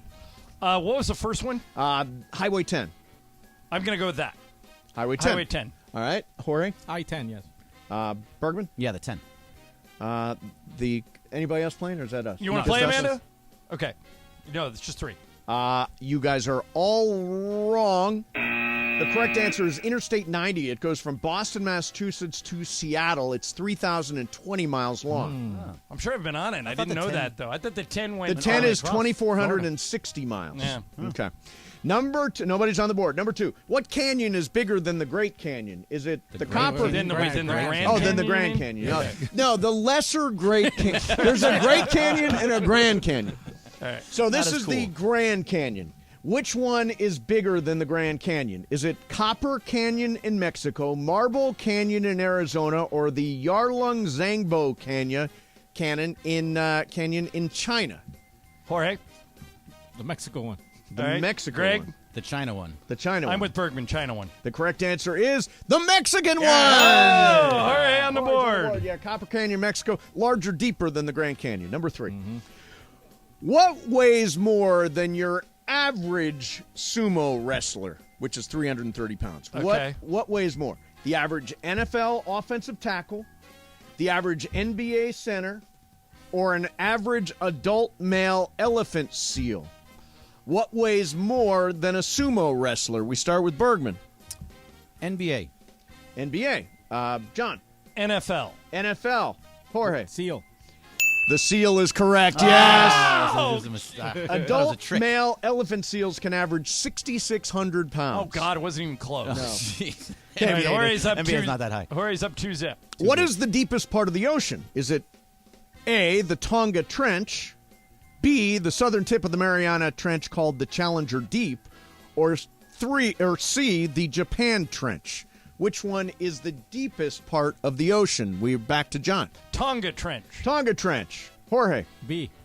Southern tip of the Mariana Trench. And Bergman. Mariana Trench. Absolutely right. Yeah, the Mariana Why Trench. did I go away from B? It's always B. It's always B, exactly.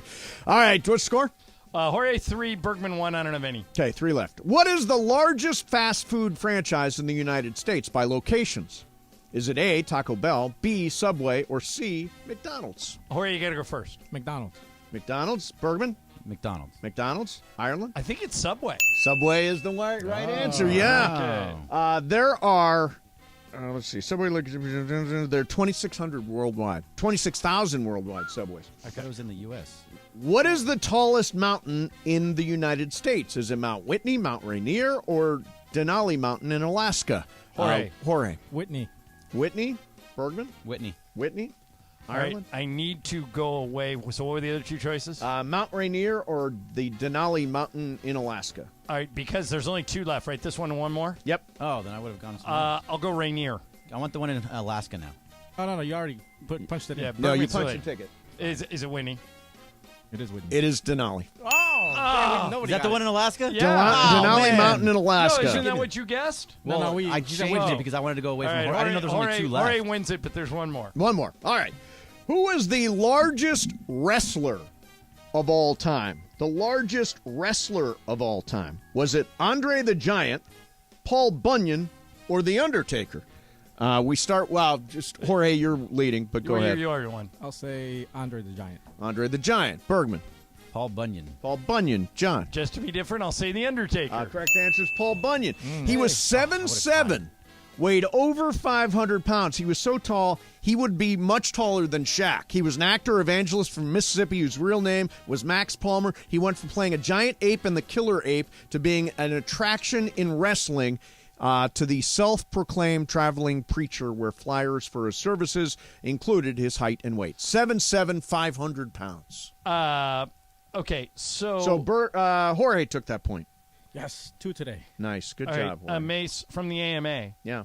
Mace, we want to hear about how Sue Kalinsky got you all baked back in New York City. Don't make me go to Reddit and figure this out. Oh, God. All right, so here we are in New York City. I was working with Sue Kalinsky at 102.7 WNEW in New York, and we were on the air.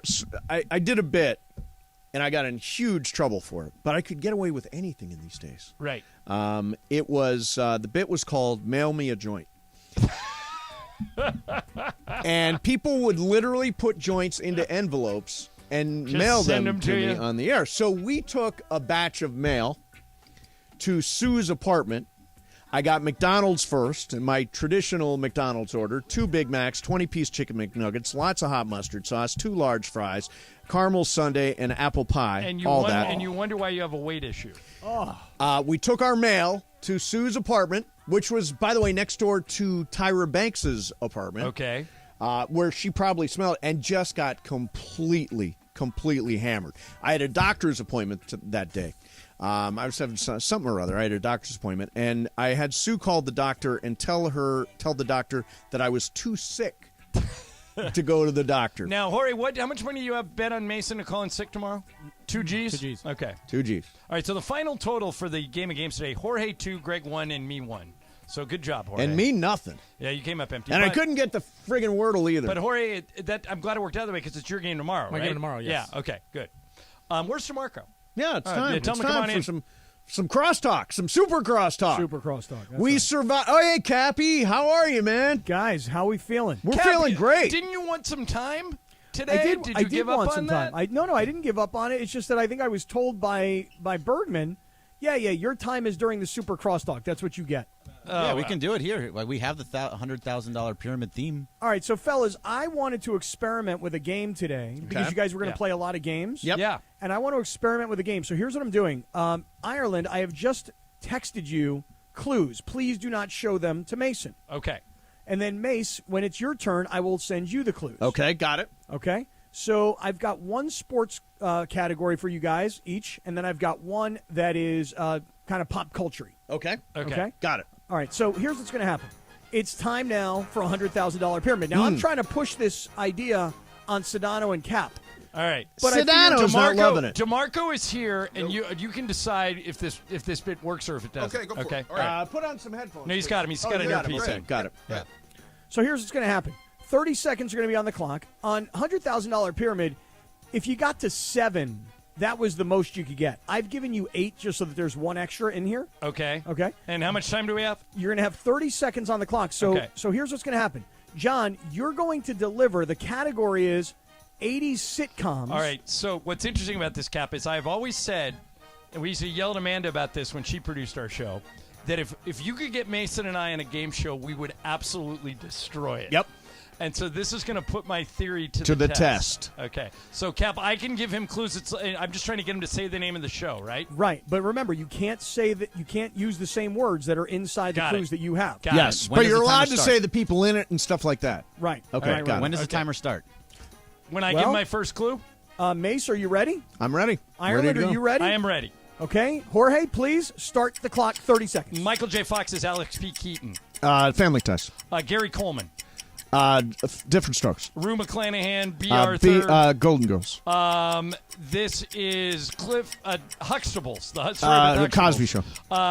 Ted Danson, Shelley Long. Cheers. Al Bundy. Married with Children. Laverne. Last one is you go back in the 70s, and it's That 70s show. sort of Kevin Arnold. Oh, man. How many did you get? I think I got 6. Yeah, you blew Laverne and Shirley. Yeah, I meant to say Penny Marshall and Cindy Williams. You would have got that easy. The last one was the Wonder Years. That was tough. All right, so That was 6 tough. isn't terrible. No, it's pretty good. It's pretty good. Okay. All right. Mace, now you have received a text from me. Oh, a text, okay. Okay. And now you're going to deliver the first sports clues to Ireland. And this is the category of sports venues. Okay. Sports venues. God, I don't even know what one of these is. Well, that's why it's so hard, because it's not just receiving, it's delivering that makes it so difficult. Do you want to find out where it is first? Shouldn't I know where these places are? No, you don't have to know where they are. You have to describe what you see. This is the game show. We'll try it. We'll try it. Are we ready with the clock? Okay. Hey. This is where Babe Ruth played. Yankee Stadium. This is where Kentucky Derby runs. Churchill Downs. Okay, so Sliwa's first name. Okay. What is it? Allen. And it's the building where they play. Allen Stadium, Allen Arena, Allen. Skip it. Okay. This is where the the 49 or the Allen Fieldhouse. There you go. This is where the Giants play. Pac Bell Park. The previous name. Pass. The Seattle. That was terrible. How many? Well, did you get? I mean, Allen Fieldhouse was very tough. Very tough. That was a good way of doing it. Very tough. 3. Did we get AT&T Park? No, but No. I mean, Pac Bell Park is basically AT&T Park. Wait, No, I guess we it's got to not. get it. We though. technically only got 3. That was All right, terrible. now, Mace, Where the hell is Allen Fieldhouse? That's Kansas. where Kansas Indiana. plays basketball. Oh, Yeah. okay. That's Kansas. My bad. All right, now Mace, Indiana, Mace, one of those Midwest states. Yes, Cappy. I have just sent you. I've just sent you another set of clues. Oh, because God. now you're going to give again to Ireland. Okay. When does DeMarco play? He's just Oh, judging. have I'm DeMarco. Judging, Ha- judging. Okay, now. I can't laugh. Now this is from Mason to Ireland. Okay. This is all-time great films. Okay. The category is all-time great films. Okay. Ready? 30 seconds on the clock. It's the one where the gigantic ship sinks. Titanic. It's this guy should phone home. He's in E.T. Yeah. Ruby Slippers. Wizard of Oz. Yeah. Lightsabers. Star Wars. He made me an offer I can't refuse. Godfather. This is Simba and Lion King. This is Dinosaurs. Steven Jurassic Spielberg.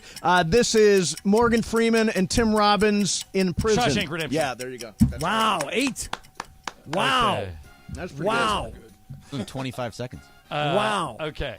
All right. So now this is the. Okay. Oh God, this is gonna be.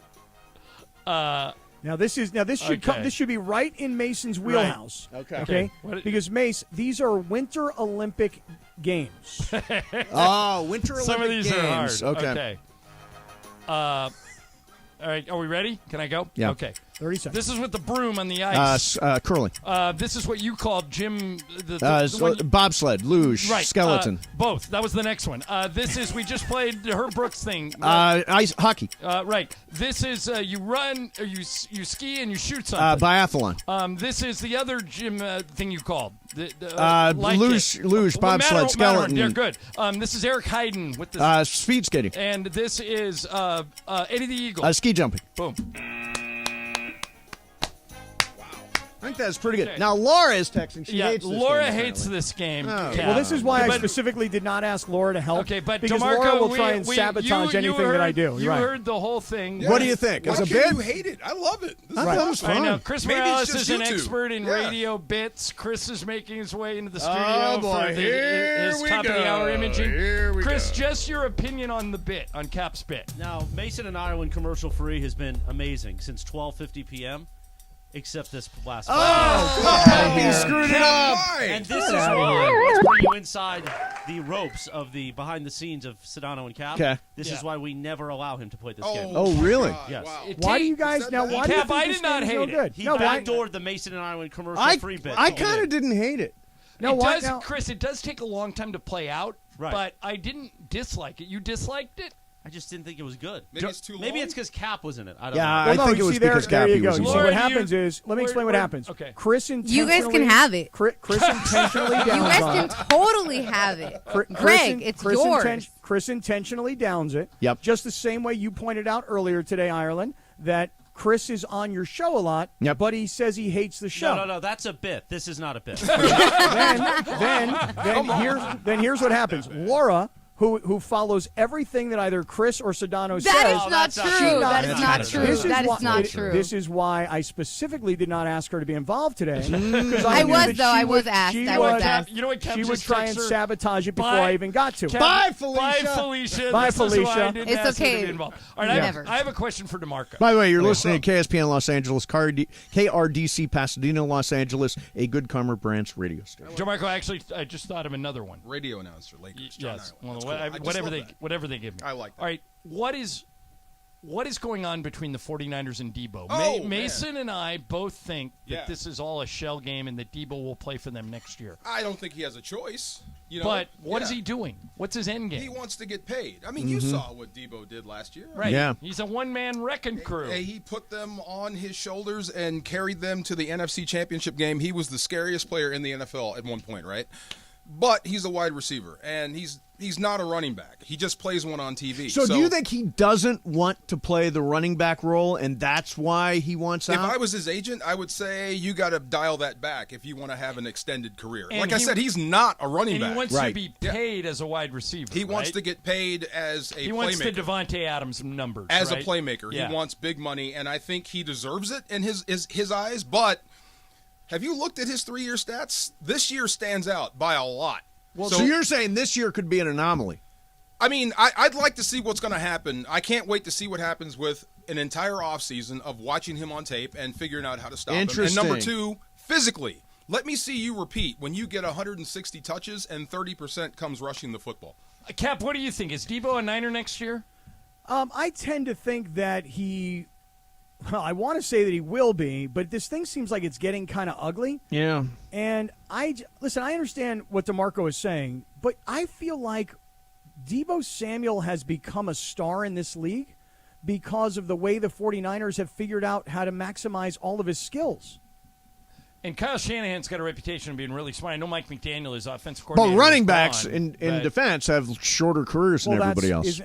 So and their running backs in particular have been a revolving door, right? The Niner running Absolutely. backs. Yeah, I mean, look, you can line up And there. they just got rid of Mostert. Use right? him as a decoy, put him back there. You're going to have to react, and it opens it up for somebody else. But it's going to be interesting. If he thinks he's going to not be a wide back with this new young quarterback coming in, no, you're going to have to play receiver. And I can't ever say that Debo Samuel is the best receiver at getting separation in the National Football League. So I think what you saw is how he's best used. How long can you keep that up?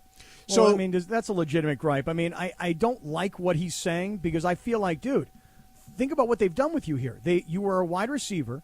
They were smart enough to say, hey, this guy could actually run the ball as well. So let's use him as this multi-dimensional kind of a player. And he's thinking to himself, well, I don't want to be that because that's going to shorten my career. Yeah, I just don't get it. You would seem that these two sides would be mutually. But it sounds like if benefited they by- say you're wide receiver only, But it's that's no it. shock. Remember Tony Gonzalez. Kansas City overused him.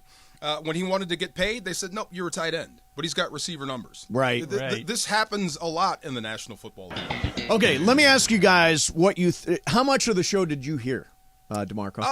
About an hour and a half yeah. of it. Yeah. Cappy, how much did you hear? I'd say I probably heard about 45 minutes. So what'd what'd you think? I thought we maintained energy. We had a lot of bits. We had a lot of entertainment. We had a lot of information. I think the thing was a wild success. People are loved it. cheering everywhere. You want to know what I loved? I'm going to tell you guys what I loved about it. Yeah. Is I was in my car, and I had to get out of my car to take my daughter into a doctor's appointment. Right. When I came back from my doctor's appointment, her doctor appointment, I got back into my car, and I turned you on, and you're on.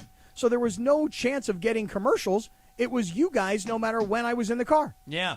Beautiful thing. And tomorrow it's going to feel weird to go back to commercials. They isn't say it couldn't be done. Yeah. I was told it wouldn't be entertaining, Well, that we I wanna couldn't know what sustain Amanda thinks. ourselves. Well, that was what Amanda said. She said you can I think do it. I think Amanda finally got tired and left. She did. She's out of it. She's like, yeah, I'm done. Bergman, The commercials are about to It start was again. really good. Laura liked it. I thought it was great. I She thought you liked guys it did an until the excellent end. job. She liked it until the end, until I got involved. To Once be I got fair, involved, she doesn't Cap, like it. Cap, when I was on the show with you guys, you asked me to do that, and that was like a year ago, and I said no then. So, Yeah, but Bergman, I did not hate it. I didn't hate it either. Bergman, here's the thing. Yeah. Bergman, that is a great bit, and we on our show, we I can't wait need for Sedano to do competition. that. Hell no. You do need competition. Yes, We need competition. Sure. See, we play these games where Maybe we have not that way. opinions, but we don't keep score on things. Right. Now, here's the best part about what we'll eventually do with that. Is we'll get the callers involved, and they'll either choose Team Cap or Team Sedano, and then George and I will have to deliver the clues, but we'll never know. Now, Laura, why do you say that, Laura? Laura, what is it? What is it I that's think so bad about that you've gone bit? too far. Morales is making his way back into the studio. This can't be good Too for far, you, Cap. involving callers and all that. You're going to turn it into a you-know-what show. It's not happening, right? But why? What's the problem with it? Because it's not happening. But why? Why is that? Okay, let's just say, because Sedano and I are texting offline about Yeah. this, because he's listening. If we just did a vote on the Sedano and Cap crew, right? Right. So that's Sedano, Cap, Laura, Lindsay, me. Okay. You've lost. You have 4 votes against you. Well, wait a second. Hold on. Laura's vote doesn't count because Laura just does whatever Sedano says, so her vote doesn't count. Stop saying that, Cap. No, that's true. Wait, what? My vote doesn't count? That is so rude. Well, no, it's true. Everything I say, you down on. So Wait a minute. you're So, rude, but Laura. Laura's You're allowed rude. to have an opinion. Thank Yeah, you. but her opinion is always whatever Sedano says. That's not true. It is 100% You true. guys know how I always say, let's do the therapy on the air? That's Yeah. what we're doing with Cap right now. It's all coming out. But no, Well, Cap, it's this annoying. is what I It's think very should- annoying. This is what I think should happen. You should allow Mason and I to vote. We'll both vote with you, and then you only have to win one person over. Oh, that's right. I think Then I've got sway my vote one is a person. no. Well, Yeah, Amanda Greg left is a no. Amanda left the studio when he started doing the game. Okay? You don't think that was a She coincidence? walked out. Wow. She walked out, Cappy. See, you guys, let me tell you something. Everybody Cap, I who's like voting it. against this, you got it all wrong. Here's the beauty of this game. The person delivering has to think on their feet. Right. The person receiving has to try and figure out what the person delivering is giving. Yeah. It's a beautiful bit, and you guys are Yeah. just downing on it just because you think It's a downing on big, everything is beautiful funny. bit. Oh no, it's not about thinking everything's bad either. We just one did of the 3 best. hours of not bad. Hey. Like everything was great. And so that was really bad, and everything else was really great. Can I ask DeMarco another question? okay. Sorry, I love you, Cap. Yeah. No, you just down on it because you just want to. It is a No. very tough room. You're right, Tomorrow. And just get ready. I'm with you, Cap. Yeah. Come on now. Thank you, DeMarco. There's your other vote. There's your other You vote. gotta be, There you go. Cap, you gotta be I like got those you. political operatives who want to add Supreme Court There's not justices. a- Just keep adding voters. He doesn't Right. have a friend in the room. My God. All right, so the DeMarco, guy, here's my question because it's up.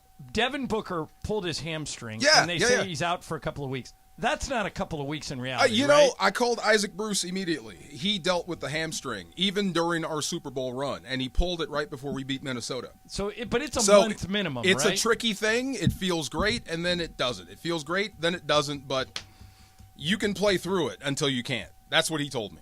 He's the hamstring guy. All right, I just think it'll be weird to see him. And now Chris Middleton is out for a minimum of 2 weeks, Wow. so I think the playoffs are all like way up in the air. Cappy, why is everybody against you? See? Well, you know what it is, Mace? It's one of these things where it's exactly what Ireland was saying earlier. About Morales. No. Yes, no. It's John exactly. and I have known each other. That's okay, Chris. I first It's okay worked that with you've John known when each I other. had braces on. That's John okay. is one of the greatest Remember guys. that. Right, John, I don't but- remember you have excellent teeth now. But his The question braces was, work. when people ask him, why is that guy who's on the show always downing on the show? You said it's part of the bit, right? Yeah. Okay, so it must be part of the bit that everything I do, you guys down on. Okay, now Laura is the most guilty of all of them, and I'm tired of taking it. So here's what I'm going to start doing. Every time I think her content sucks, I'm going to start telling her on the air rather than acting like it's good. I love that. Stay Tell with it, me. Cap. Come at me, bro. Don't go Mike Tyson. I'm coming at you, sis. Okay, good. I can take it. Cap, Yeah. ask her about the ding. Oh God, the Wow. ding! I That love the ding. the only sound effect the girl has her hand on. The Yeah. only sound effect. Because it's always against you. Well, Jorge had Manny. You know what my favorite part of the show today was? Literally, Mace. What? Your dumb acting bit. I with told Jorge. you, Jorge. It was very Jorge, good. what's your name? Screw you. That's my name. Two things about it. You picked the perfect guy Yep. to read the scene, and you picked the perfect scene For him. Yeah. I knew it was gonna. I knew it was gonna work. Mason My favorite gets part full was when credit 'cause- Jorge blew up on the Herb Brooks So, guys, speech. He really did strong. He just completely blew up. Seconds Yeah. through it. And by the way, the Herb Brooks speech, that movie, do you think, Chris, outdated? Like, Laura, have you seen Miracle? Long time ago. Yeah, it is pretty. Happened to. It's one of the best sports movies ever, so I think it's still relevant. Oh, it's right. Outdated? There, Why? yeah. Why would it be outdated? Well, it happened in 1980, which is now 42 years ago. I wasn't even born. Oh. Right. Neither was I, but it's fine. It's fine. Yeah, no, it's okay. It's part of American Neither was Greg. history. I was not. So, Cap, what's coming up? Me and DeMarco are going to get down. Is what's going to happen. I don't know what's going to be said. Gonna get down. What does that even means? We're going to have a great time. That's what it Like means. Casey and the Sunshine Band get down tonight? Sort of, kind of, like on a live imaging Tuesday, on a disco Tuesday, kind of. Oh, I thought he was about to rip me. That's what I'm not ripping you. No. I'm not, I love live by the way, imaging Morales, Tuesday. you were a lifeline. Whenever we needed a lifeline today, we went to Morales. Aren't I always? There's some days you're an annoyance. That's the bit. Some days you really get on my nerves. But I thought today, I don't know why he co-hosts all the shows. Just I the don't right understand. amount of Morales. Cap, you actually A can't, dash of Morales. Cap can't go backwards on this because he once wrote for Barron Sports Media how amazing I am. That's and true. how much he loves me and all the imaging we do. But he does seem sincerely wants to get this pyramid bit into the show. Yeah, I've never seen him more passionate about anything. Right. Well, because we need to compete on our show. We don't have enough scorekeeping. What I love about Game of Games is that there's a score and that everybody follows the score. Yeah. What we are missing right now is we're I don't missing disagree real with competition. with this core point. When you take a bunch of people and you put them in a room for 3 hours a day, at a commercial break, they start throwing balls to each other. They start doing goofy stuff. You start competing in some way. Okay, so here's my question, though, Cappy. Yeah. So I understand you want to imitate Mason and Ireland, but I don't know you if I'd could say that. You could try a new idea, something different. You don't have to keep Well, you have scores to like Game of Games. Do your own thing, like you've got Radio Tinder. There you go. No, you had Radio Tinder. We But kinda you took it. adopted We gave it to you. Lindsay created it. Yeah, So she sure just bet. took it with her. Well, you have to understand something, guys. I've had other games that I've presented that are really awesome games as well. And if they require work, everybody's like, nah, we don't want to do that. Laura says they're bad games. I'm with you. Well, I of don't know course about Laura that. I'm says that. Team Cappy. Yeah, That's of course me. Laura says that. Laura, anything that I do, Laura is opposed to. Now, is so I will not give her true. one piece of credit. Yesterday, when I explained to everybody why it's okay to boo Kenley Jansen when he's coming out for a save. That's ridiculous. What an she awful point that is. Finally agreed with me on something. Wow. Laura, you're in favor of booing Kenley? If he's about to close the Dodgers and that's his goal, yes, I'm not going to cheer you. Oh, Laura, But why that do you sucks. have to boo him? Hey, Yeah, Mace. Why would you boo him? Mace, look what time it is. Hey. We did it. Good job, boys. Hey, good Chris, job, you guys. have to read Good like job. a transition thing here. Well, no, because we're going to take our first break, Yeah. I think, right now. The Yes. 4:10 First break. break. First since break. 12 what? All right. 12:40. Thank you, Bergman. Thank Good you, job, Jorge. Bergman. Thank you, Boss Amanda. Thank you, Chris Morales. It was really fun. Hope you guys liked it. Carlo, Janice, everybody chipped The in whole on this thing. Mispuka. Yeah, exactly. It was There a you fun go. show. Show never stops. It doesn't even stop now. It's back in 2 minutes. I'll just say 2 minutes. That's fine. I'm always going to say 2 minutes. Here on 710 ESPN. Back tomorrow at 1. Struggling to find a